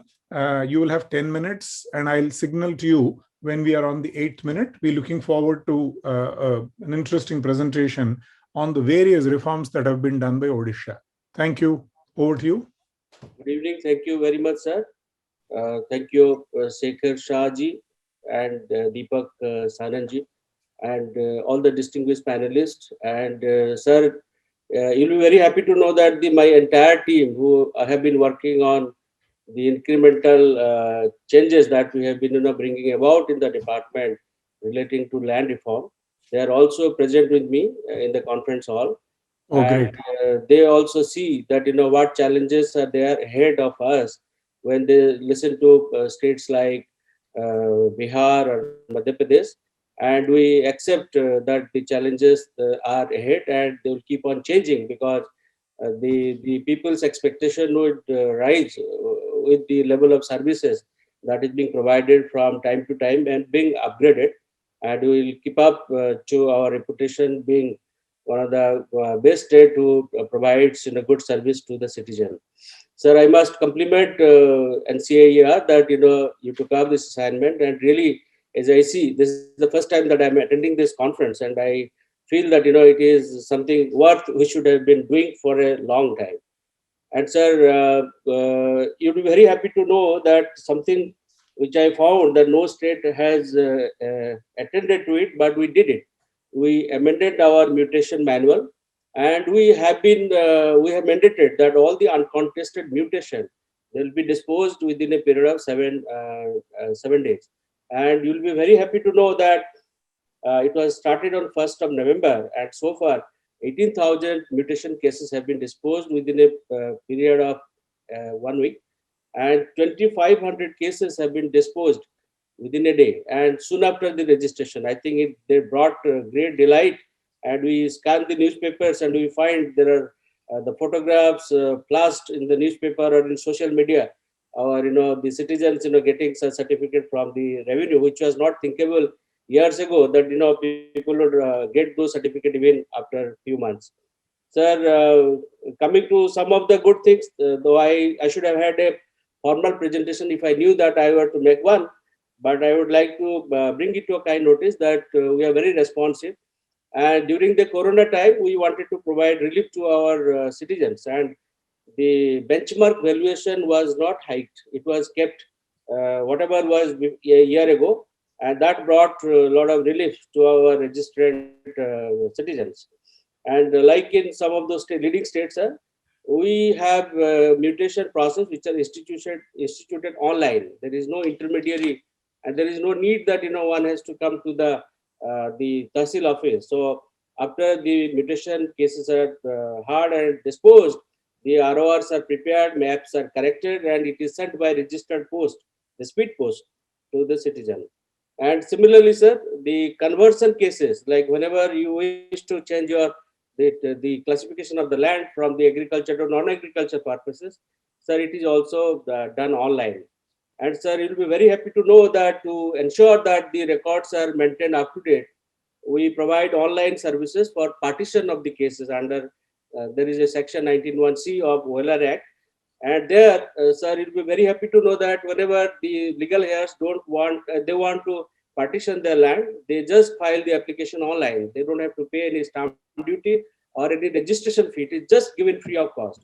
So our land records are, kept up to date by that, and there is a lot of encouragement on that. And sir, you'll be very happy to know that we are very gender sensitive, and we give a 1% stamp duty concession to the women. And there is a large number of cases that we find that the families are getting the land registered in the name of the female member of the house. So this is a great sign, sir. And similarly, we have a scheme that we give land to the landless people. In the rural area, we give 4 decimal of land, and it is mandated that the Tahsildar would prepare the ROR in the name of the husband as well as the wife of the family. Similarly, sir, the demarcation of the land. There are a lot of disputes in the villages about the boundaries, and we have provided that the demarcations are also done online, and the land revenue, sir. Most of the time, our people have to visit the revenue offices, particularly RI office, and suffer harassment or on account of non-availability of the RIs, where with regard to payment of the land revenue, that is cess and the land revenue. But these days, they don't have to, because they can just pay online. We have application as well as the website facilities. They can pay the land revenue online, sir. And there is no physical processing of the file. We have the system starting from the member of Board of Revenue down to the level of the Tahsildars. So all the cases are heard and disposed of online. And sir, we have application to that, and we have also upgraded the infrastructure in the state. At the Tahsil level, we have upgraded the connectivity up to 16 Mbps.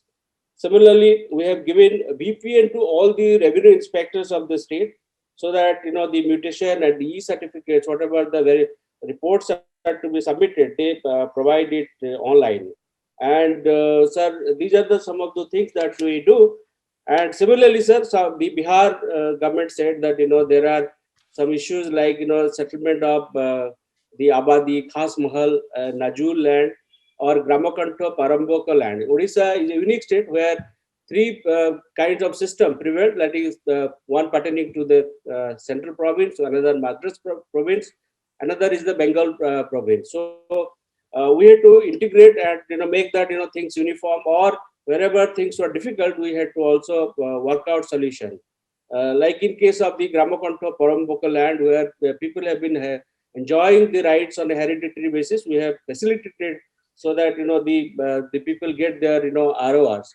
Similarly, the forest right cases, so the FRA Pata. So ours is a #1 state. The RIs and Tahsildars, they have rose to the occasion, and they have provided lakhs of these are the FRA pattaj. And you'll be, sir, very happy to know that we have repealed all the old laws, quite a number of them. And similarly, Honorable Chief Minister tomorrow will be launching more Seva Kendra at the village level. There will be CSC like facilities will be created, so that the people would be coming there and providing all that, getting all the services, the certificates without having to visit the Tahsil office. Sir, similarly, our land acquisition, the rehabilitation process, they are also done online.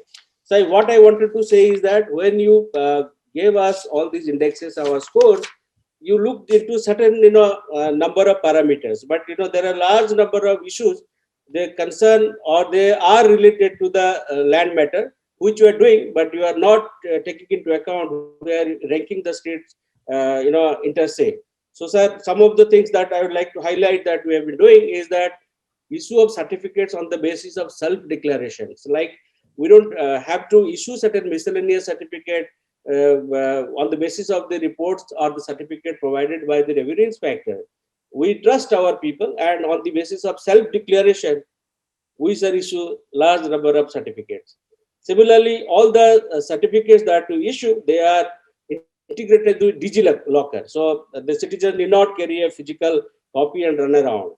Similarly, the demarcation process, we have outsourced it. Our young people can acquire qualification and can get also certain income out of such kind of engagement by demarcating the land. As I said, sir, another good thing that we did, that exemption of application charges, application fee, user fee, DEGS charges have all been abolished for issuance of various certificates. We have a very robust feedback mechanism. We have, sir, something called Mo Sarkar initiative in Odisha, and we work under a 5T the framework that is called the technology, teamwork, transparency, doing in a timely manner, and which will lead to transformation. So we get a lot of feedbacks from the Tahsil office. There are the counters where the people come, they are provided the proper reception, and on the basis of what they anonymously give the feedback, that is the Honorable Chief Minister's office, our Minister's office, the Principal Secretary also have to make some 10 calls every day, and we have to truthfully give our feedback. On the basis of that, a lot of actions are taken, and our people improve to provide service. So there is a robust feedback service. Just providing things online is not good enough. How it functions, whether people are getting harassed, that is our also a great concern. And all our registration fees, stamp duties are paid, sir, by the electronic means. Then, sir, we wish that all the physical interfaces to the public will be reduced to the minimum, and we provide online issue of the certified copies. Our e-mutation services. Last year we disposed about 30 lakhs of mutation cases. All our revenue court monitoring system, we institute cases. And there is another important thing that we do, which is called, sir, the right to public services. We provide 34 services, and there is a time limit, and the people are mandated to provide services, and we do that, sir. Thank you, sir. Thank you, Vishnupada. That was exactly 10 minutes. Let me thank you for that. But let me first thank you for your sort of thoughtfully including the critical members of your team. I'm glad they are a part of this. I want to thank you for that. The other points I just want to briefly mention, again, like Madhya Pradesh and Bihar, you brought out the importance of legacy and history. I similarly come from a state government, Karnataka, where we had a similar integration issue. Old Madras presidency, and you spoke about Parambok, which is clearly a Madras presidency inheritance. Then there is the Bombay presidency inheritance. And then we had old Mysore, and plus a small principality called Coorg. So this integration and these legacy issues are important. I'm glad you mentioned it.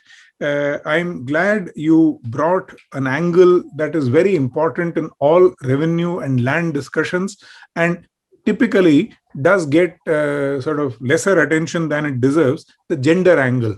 And I'm glad you brought out two issues there besides the registration point, the fact that land grants are now necessarily made to jointly the couple and not to an individual. Manish, when he spoke about land in his concluding part, brought the point relating to integrating the pure land revenue side with the urban side. I am glad you brought out another dimension and an even more complex dimension, which is the Forest Rights Act and the FRA related pattas. Equally, the land acquisition and R&R related points were, I think, very, very welcome. And I'm sure our team, Charu and Anika, and besides, of course, Deepak sir himself, will have both a reaction as well as would want to interact with you on those very valuable points that you've made on expanding the parameters. I'm sure some of them are included and our team will have an answer, but I think very, very valuable because that clearly adds to the richness of the N-LRSI. Sorry, excuse me. Thank you again, Vishnupada. Really appreciate your spending time with us. Now it's my pleasure to invite Tim Hanstad, who has been up since 4 a.m. in Phoenix, Arizona, to be a part of this conversation. And as Shekhar said at the beginning, the fact that he is Chief Executive Officer at the Chandler Foundation is the formal part that is known to us. But for a lot of us who've been in the sort of land-related discussions for a while, he and Mr. Prosterman are Mr. Or Mr.'s Landisa. So he spent over 3 decades along with Roy Prosterman in the organization that he founded, that they jointly founded Landisa, which did very significant work in China, the former Soviet Union, besides being an important partner in India. Mr. Hanstad is a Skoll Social Entrepreneur Awardee and a Schwab Foundation Outstanding Social Entrepreneurship Award winner. He has authored numerous books and articles on economic and social development, including 1 Billion Rising with Roy Prosterman and Robert Mitchell. He holds 2 law degrees from the University of Washington. And I'm going to have a separate offline conversation with him to understand why 2 and what are the nature of these 2 law degrees, besides a bachelor's degree from Seattle Pacific University. Over to you, Tim, and seriously and genuinely appreciate your waking up so early for this conversation. Given your passion for land and India land issues, I'm sure we'll have a lot to learn from you. Comparison globally, an all India picture, and way forward. Over to you, Tim. Dr. Krishnan, and it's a delight and an honor to be with you today. Hard to believe that it was a year ago when I also had the privilege of being there for the launch of the first report. Much has happened in that year. That was my very last international trip. And of course, the world is very different today than it was then. But I want to offer a huge congratulations to NCAER on the launch of this very important report, and particularly to the Land Policy Initiative team, as well as their partners, the Mid-Year Network that generously supported and were, I'm sure, a true partner in that work. And also want to point and congratulate my fellow panelists. I'm not sure if it was highlighted that they are positive outliers in terms of what the report tells us. I think MP received the top overall score and was number 3 for quality. Odisha was number 3 overall and number 1 for quality, and Bihar was most improved by a long way. So congrats to my fellow panelists even though they acknowledge all of the still room for improvement, which the report also reflects, and there is a lot of room for improvement, the progress ought to be acknowledged and congratulated. I'll try to save you, Dr. Krishnan, a few minutes by being brief, but I want to start maybe by saying one more word about the centrality of land and centrality of land records. It's been noted by several of the speakers earlier, but one point that just to supplement those the other good points that were made about the importance is that well, maybe two. One is in terms of household wealth. I mean, I remember seeing, I think, fairly recent RBI reports that shows that in terms of net household wealth, land and housing comprise about 3/4 of it for India's citizens. So if you think about that, the importance and the quality of land records and land administration impacts the value of land and housing. So what one is doing by improving land administration and land records is actually wealth creation, and wealth creation of the largest composition of household net wealth.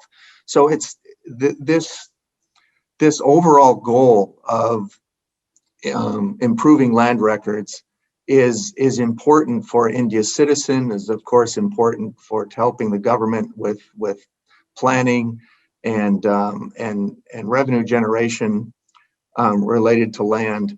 But it is so important to all of India's citizens, and particularly to those citizens at the margins. So I want to just a couple of themes I'll make in my brief remarks, and that is the importance of those at the margins. So the issue of gender was mentioned, you know, and so when I say those at the margins, I'm talking about particularly in a deeply patriarchal society, women, but also scheduled castes, scheduled tribes, the poor. You know, I have seen in my work in many countries around the world, or thinking about land record systems and land administration systems, as a design principle, if one designs a system, including a land record system, that works for those at the margins, it will work for those who aren't at the margins. But the opposite is not true. And so I would hope that, and I'm sure my friends at NCER would agree with me, that also in assessing that land records system, that the assessment process would also prioritize those at the margins. And I'm happy to see that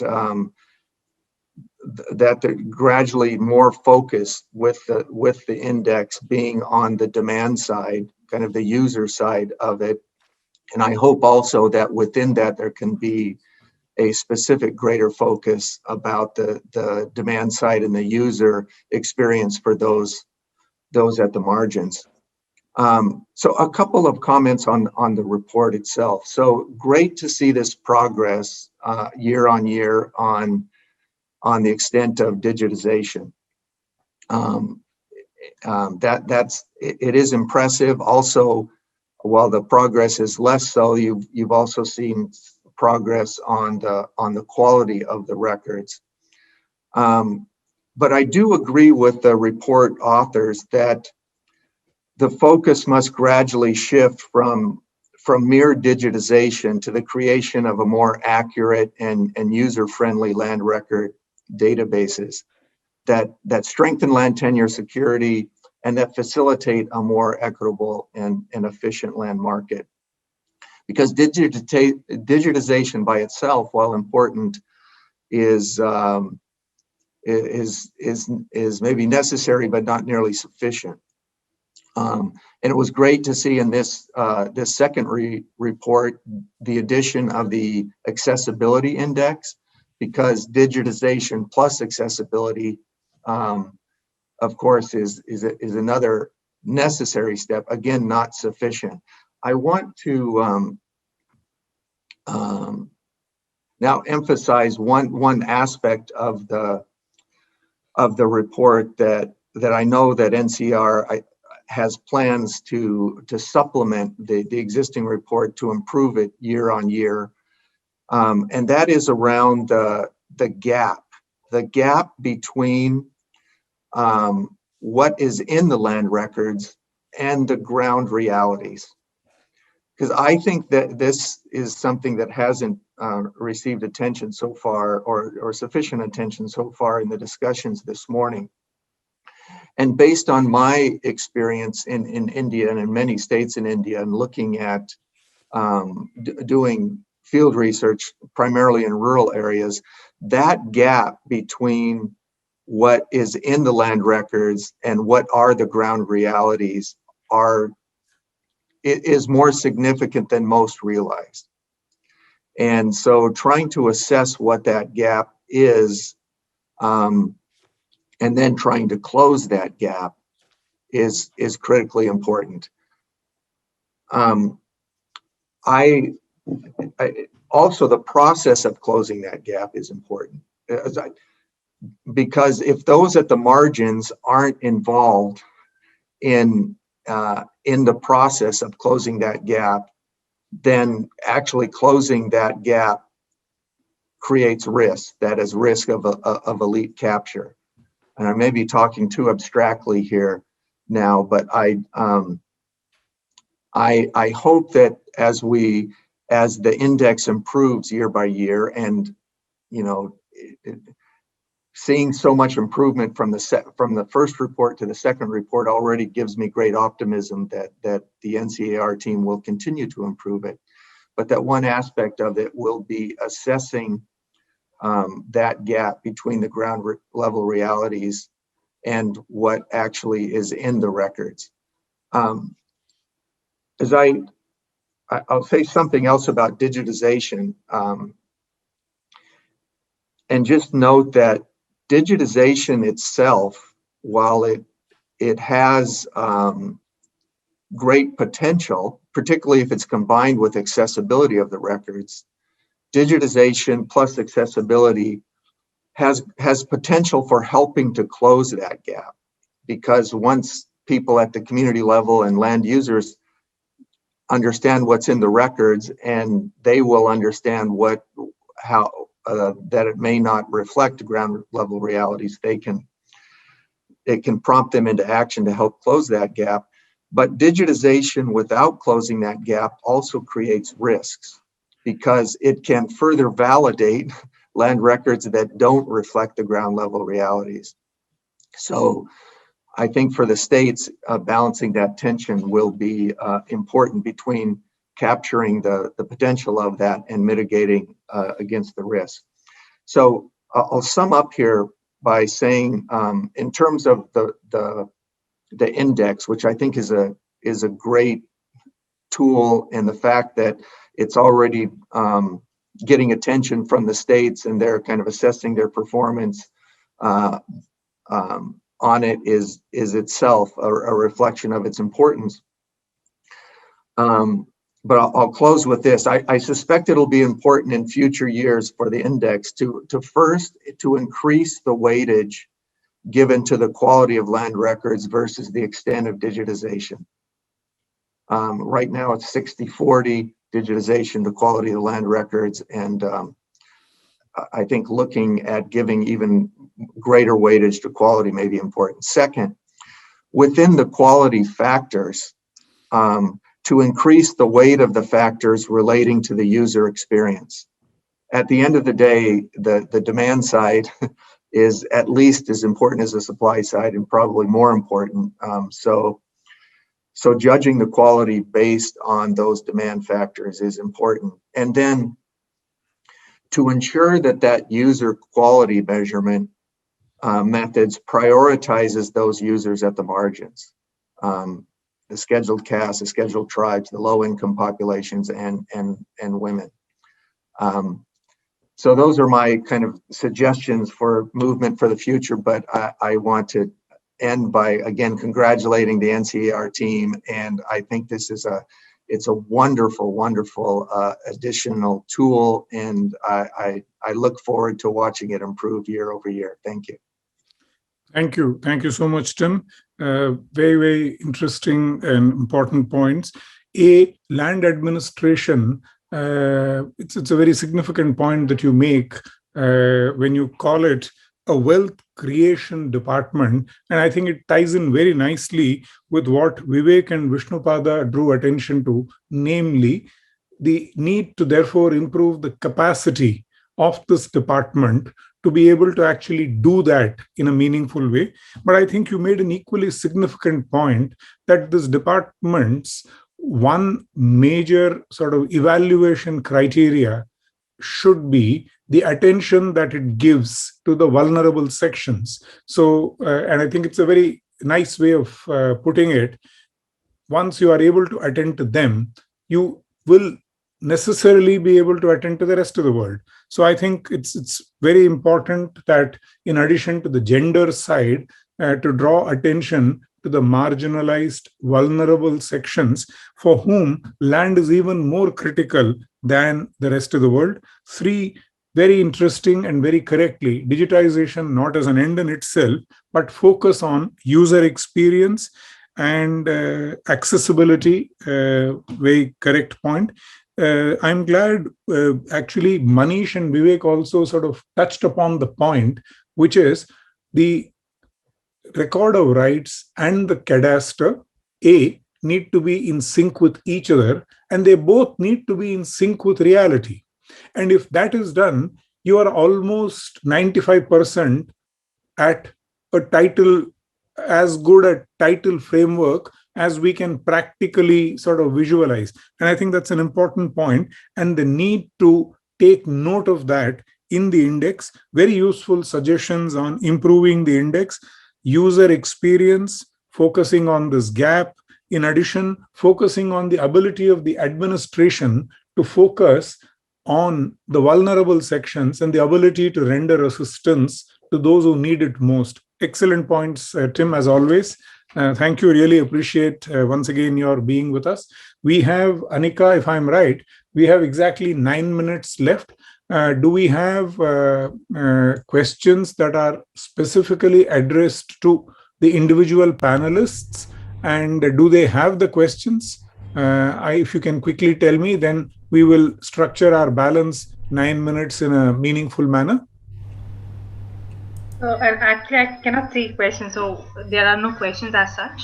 Yeah, there was one anonymous attendee who has raised a large set of questions, but I think these are, I mean, they're very good questions. Maybe we should take them offline because it covers just about all of the topics that everybody mentioned.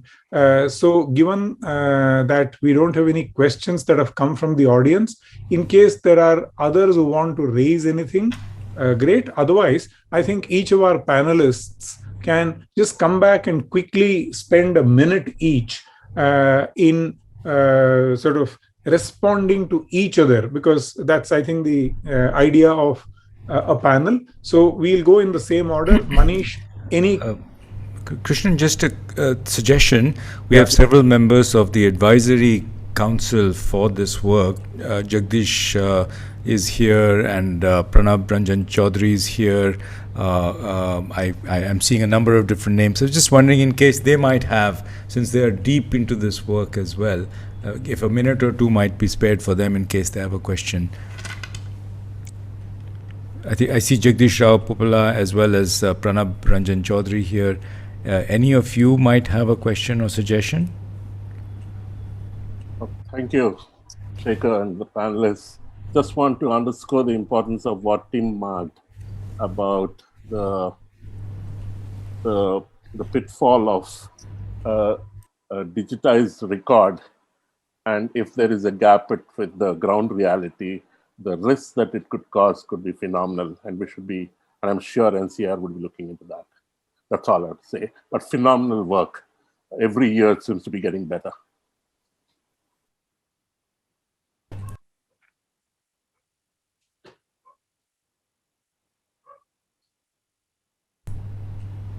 I think you should move on. I was wondering if Pranab Ranjan Chaudhary might have anything to add, or for a moment I saw Chris Joknik, the CEO of Landesa, but I'm not sure he's with us now. But over to you back, Krishnan. Sorry, I didn't mean to intervene. Just thought they might have an opportunity to spell a question or two. Thanks, Shikhar, and thank you, Mr. Pala. Now we'll go back to the same order.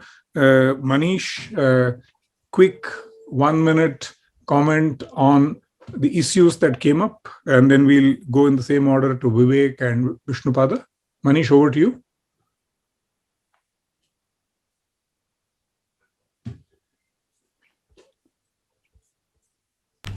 Manish, you're muted. I'm sorry, for some reason, though it doesn't say. Oh, sorry. Sorry. I'm really sorry. So what I was saying is that it was a great learning experience for me, and my team is also connected to the conference. And like my colleagues pointed out about the capacity building, yes, it is an extremely important thing. And in Madhya Pradesh, what we did was we trained all our revenue officers, starting from Naib Tehsildars, even collectors and additional collectors were called for a 2-day detailed training on all laws, rules, and survey techniques. So it's a very complicated job because of legacy reasons, because of the kind of records.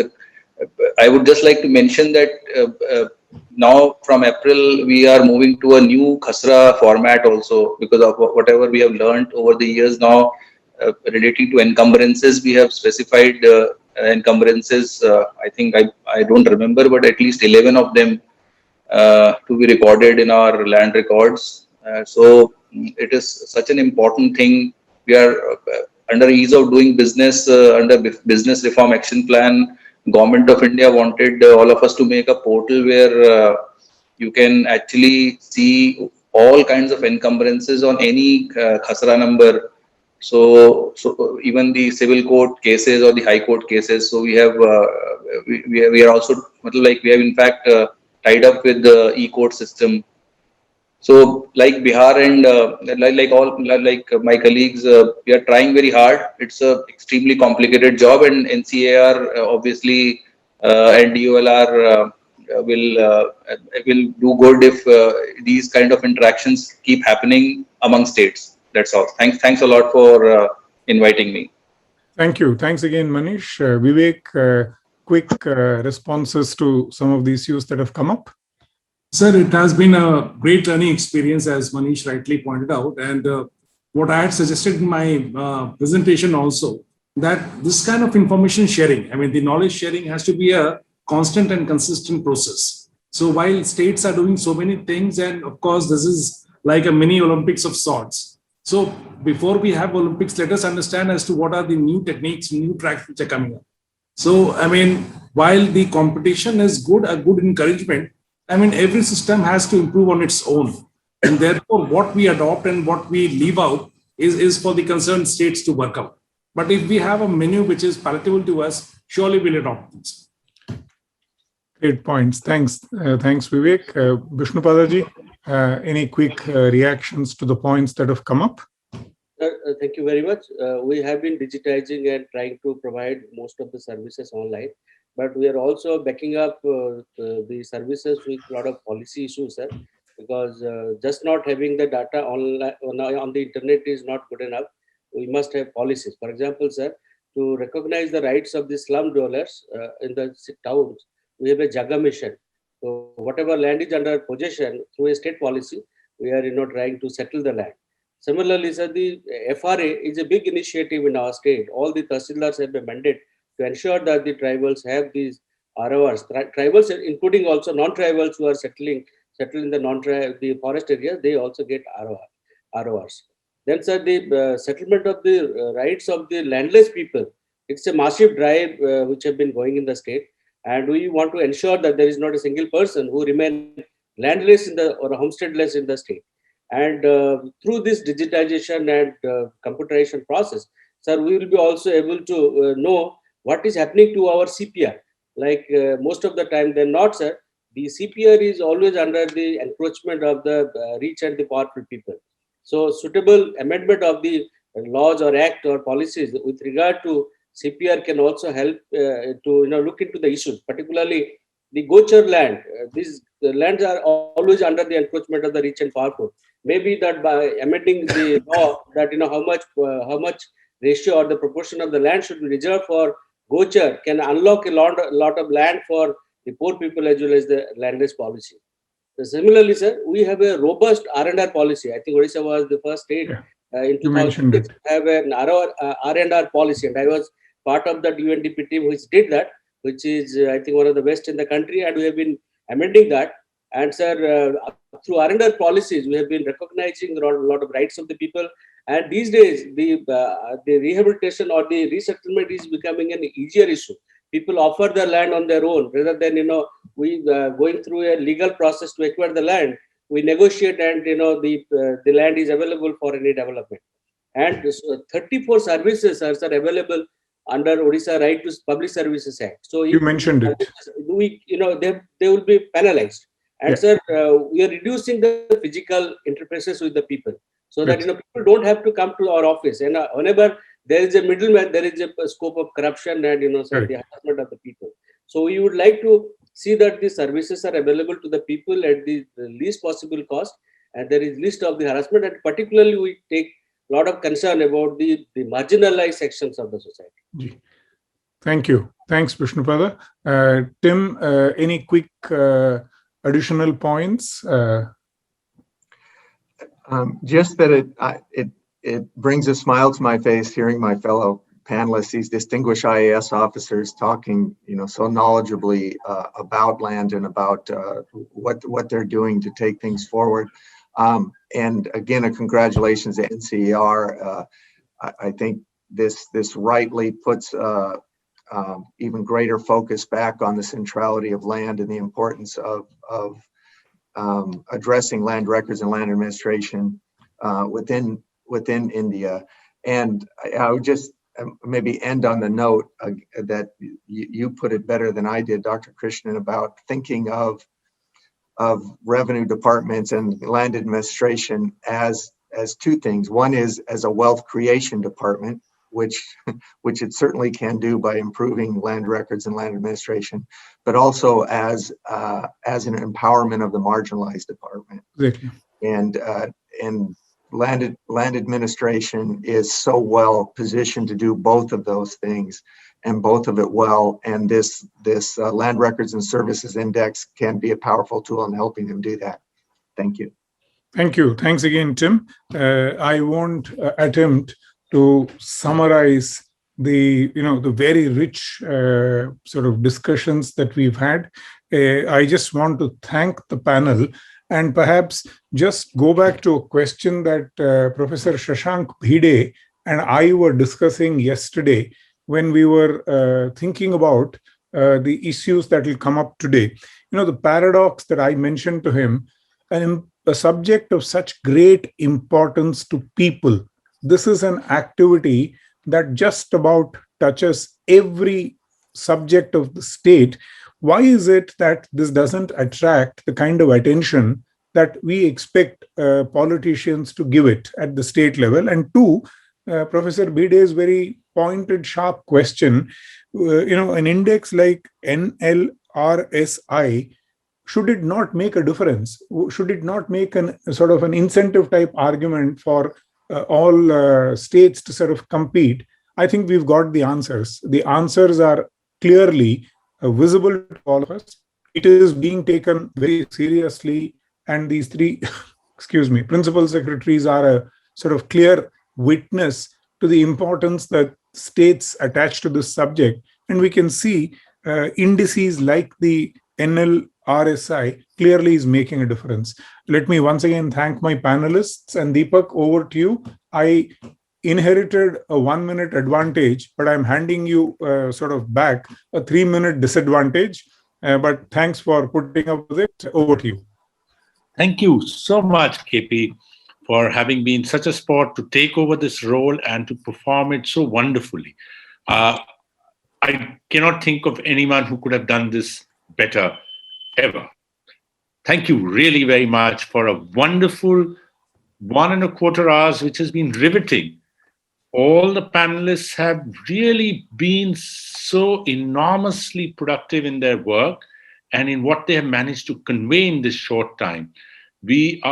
I cannot think that last year was our first N-LRSI. It was physical presence, but I think this virtual one, courtesy KP and the panelists, has been infinitely more rich than what I remember last time. Thank you so much to all of you for having been participants in this and sharing with us your knowledge, your passion, and all that you are seeking to create, and for all the ideas you've given us for going forward into the future. All those ideas, I assure you, are going to be embedded in our future work. And we are really, our morale has been so sort of powerfully pushed up by this session, and I'm really very grateful to all of you for doing this. I want to invite Shreya Deb to give some comments before Dr. Bhide finally gives his vote of thanks. And if Professor Gupta is there, we'll be very happy to hear from him too. Great. Thank you so much, Deepak. And I first want to start off by thanking everybody for joining us today. It's fairly late into the evening here, early morning in the US. So thank you everyone for your time. And thank you especially to all the officials from the states for joining us and sharing some very deep and rich insights. At Omidyar Network India, we started our work on land and property rights about 5 years ago. And at that time, we were told that, this is an extremely difficult, complex space. And very overwhelming. Things don't move. But reflecting back, I think it's fantastic to see the progress. And it's really great that the LRSI is now in place. And every year we're able to track this. There's so much innovation happening across states. And LRSI is rightfully shining the spotlight on some of the best practices across these states, and also helping set up a framework on how to think about advancing the land administration and what are the areas that require work, rightfully pointing out the need to focus on quality of land records. Now we seem to have made a lot of progress on digitization till date. And everyone on the panel today, everyone's talked about how central land is for development. I think it touches every aspect of our lives. So it's really great to see the work that NCAER has been doing. I want to really thank NCAER for all your efforts. And back to you, Deepak or Professor D.B. Gupta. Thank you so much for having us here today. Thank you. I forgot to mention that Shreya has been a friend on this work from day one. She's been instrumental in helping structure and go forward with all this work in the support which Omidyar Network has extended to this from day one, 4 years ago when we started on this journey. Thank you very much, Shreya. Professor Gupta, is he there, or should we hand over to Dr. Bhide?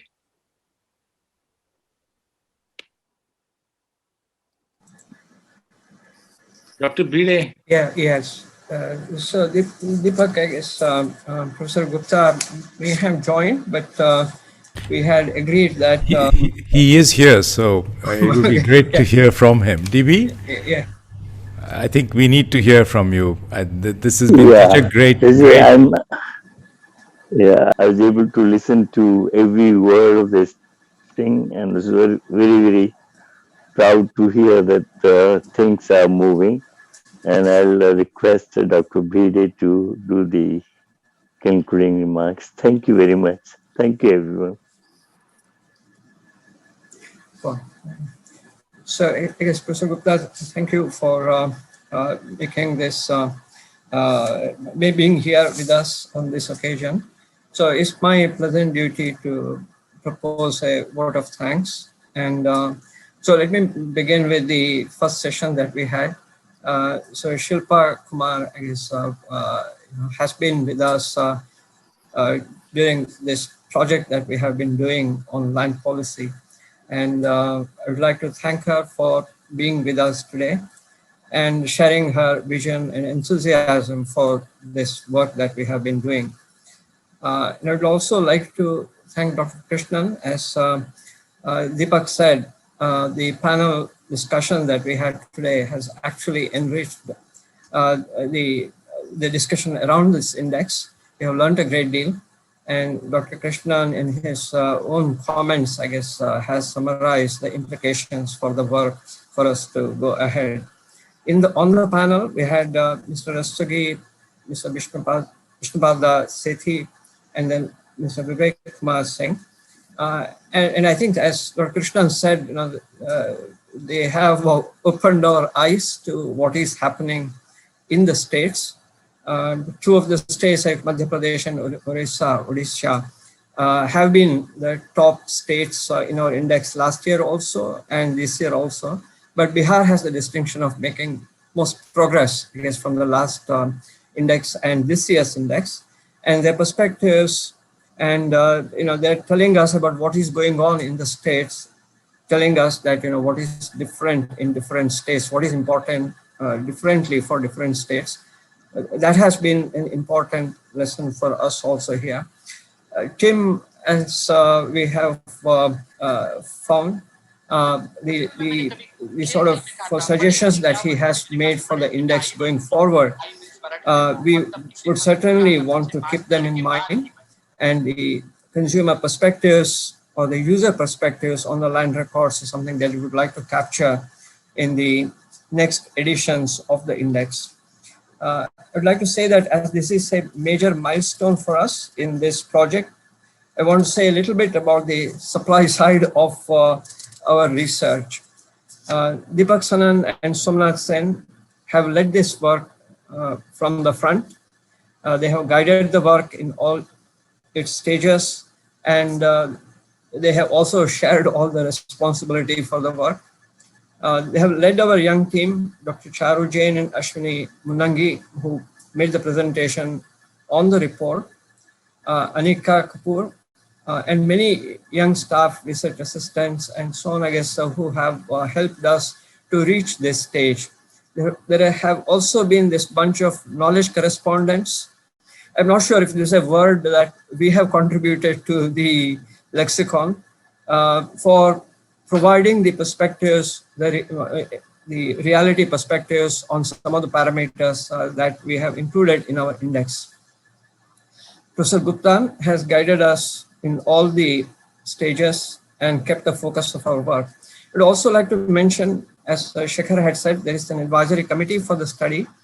I'll not mention all the names, but they have contributed immensely to keep the work relevant and valuable. Their advice has helped us understand the limitations of what we are doing, but also showed us how we can make this work more valuable for everyone. And again, I guess our appreciation to Omidyar Network for the generous support to the Land Policy Initiative at NCAER. It's not just the financial resources, but also they have made us a part of a network of institutions to help us learn from each other. So I'm grateful for that. The supply side includes much more. Colleagues in different sections within NCAER and also outside NCAER. On behalf of the team at NCAER, a big thank you to all of them. I should also say that this work that the NCAER team has done at this time has been in very unusual circumstances, doing things that required so much coordination. But I guess it has been a handicap to get all this work done virtually, on emails, on Zoom, and so on. So I guess it has been a great learning for us. And in this process, the IT team, communication team, production team, and all of them, I guess, have made us reach this stage successfully. I would be failing in my duty if I do not convey thanks to Dr. Shah, our Director General, who always reminded us of the need to be diligent, to do more than what is expected in our work. He kept telling us that this work will affect millions of the poor to get them a better prospect. And I think the panelists have also said that again. And finally, I guess I would like to thank all of you who registered for this launch event and stayed with us. A big thank you. So thank you on behalf of the team to all of you who are here. And with that, I guess we should close this. Deepak, you want to say any final goodbyes? Thank you. Thank you. That's it. Thank you. I think we can close. Bang on time. Yeah, it's well on time. We have a minute or so left. I might just say a word or two about the future of this work. As I think many have indicated, land economics and work on land has now become a central part of NCER's work. I'm just absolutely delighted that we have made the progress we have made in the last 4 years. This will remain a central focus of our work in working particularly with the states. I was delighted to hear from our 3 principal secretaries that we need a learning forum, and I hope that NCER, with the help of media and others, can provide that learning forum and a platform where we can exchange lessons from each other. I also want to say that we have a very ambitious work program ahead of us, and that is to now focus not just on land records and services, but the perceptions of households on how they see their property rights. And then I believe we are going to have the unique opportunity of combining the perceptions of property rights, and here I'm thinking of Prindex. This is the global index of property rights, where we will be doing this work for Prindex, but for India in all the states and UTs, and combining that with the demand side survey that the land sorry about that, the Land Records and Services Index would be doing. So this combination is going to offer us immense analytical power, and I hope that we can use that power for the sort of challenge that Shashank mentioned, which is that this affects millions and millions and millions of poor people. And I'm hoping very much that we will be able to make a small contribution to improving their welfare and their future. So with that, let's wish everybody a very good night and a very good morning on the US side. Thank you all for joining us. We appreciate it very much.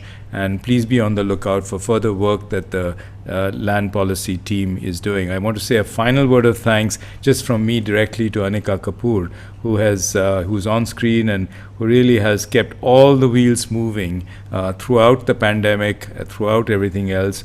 I think we just owe her an immense debt for doing what she has done. So with that, good night to all, and thank you for joining again. Bye-bye.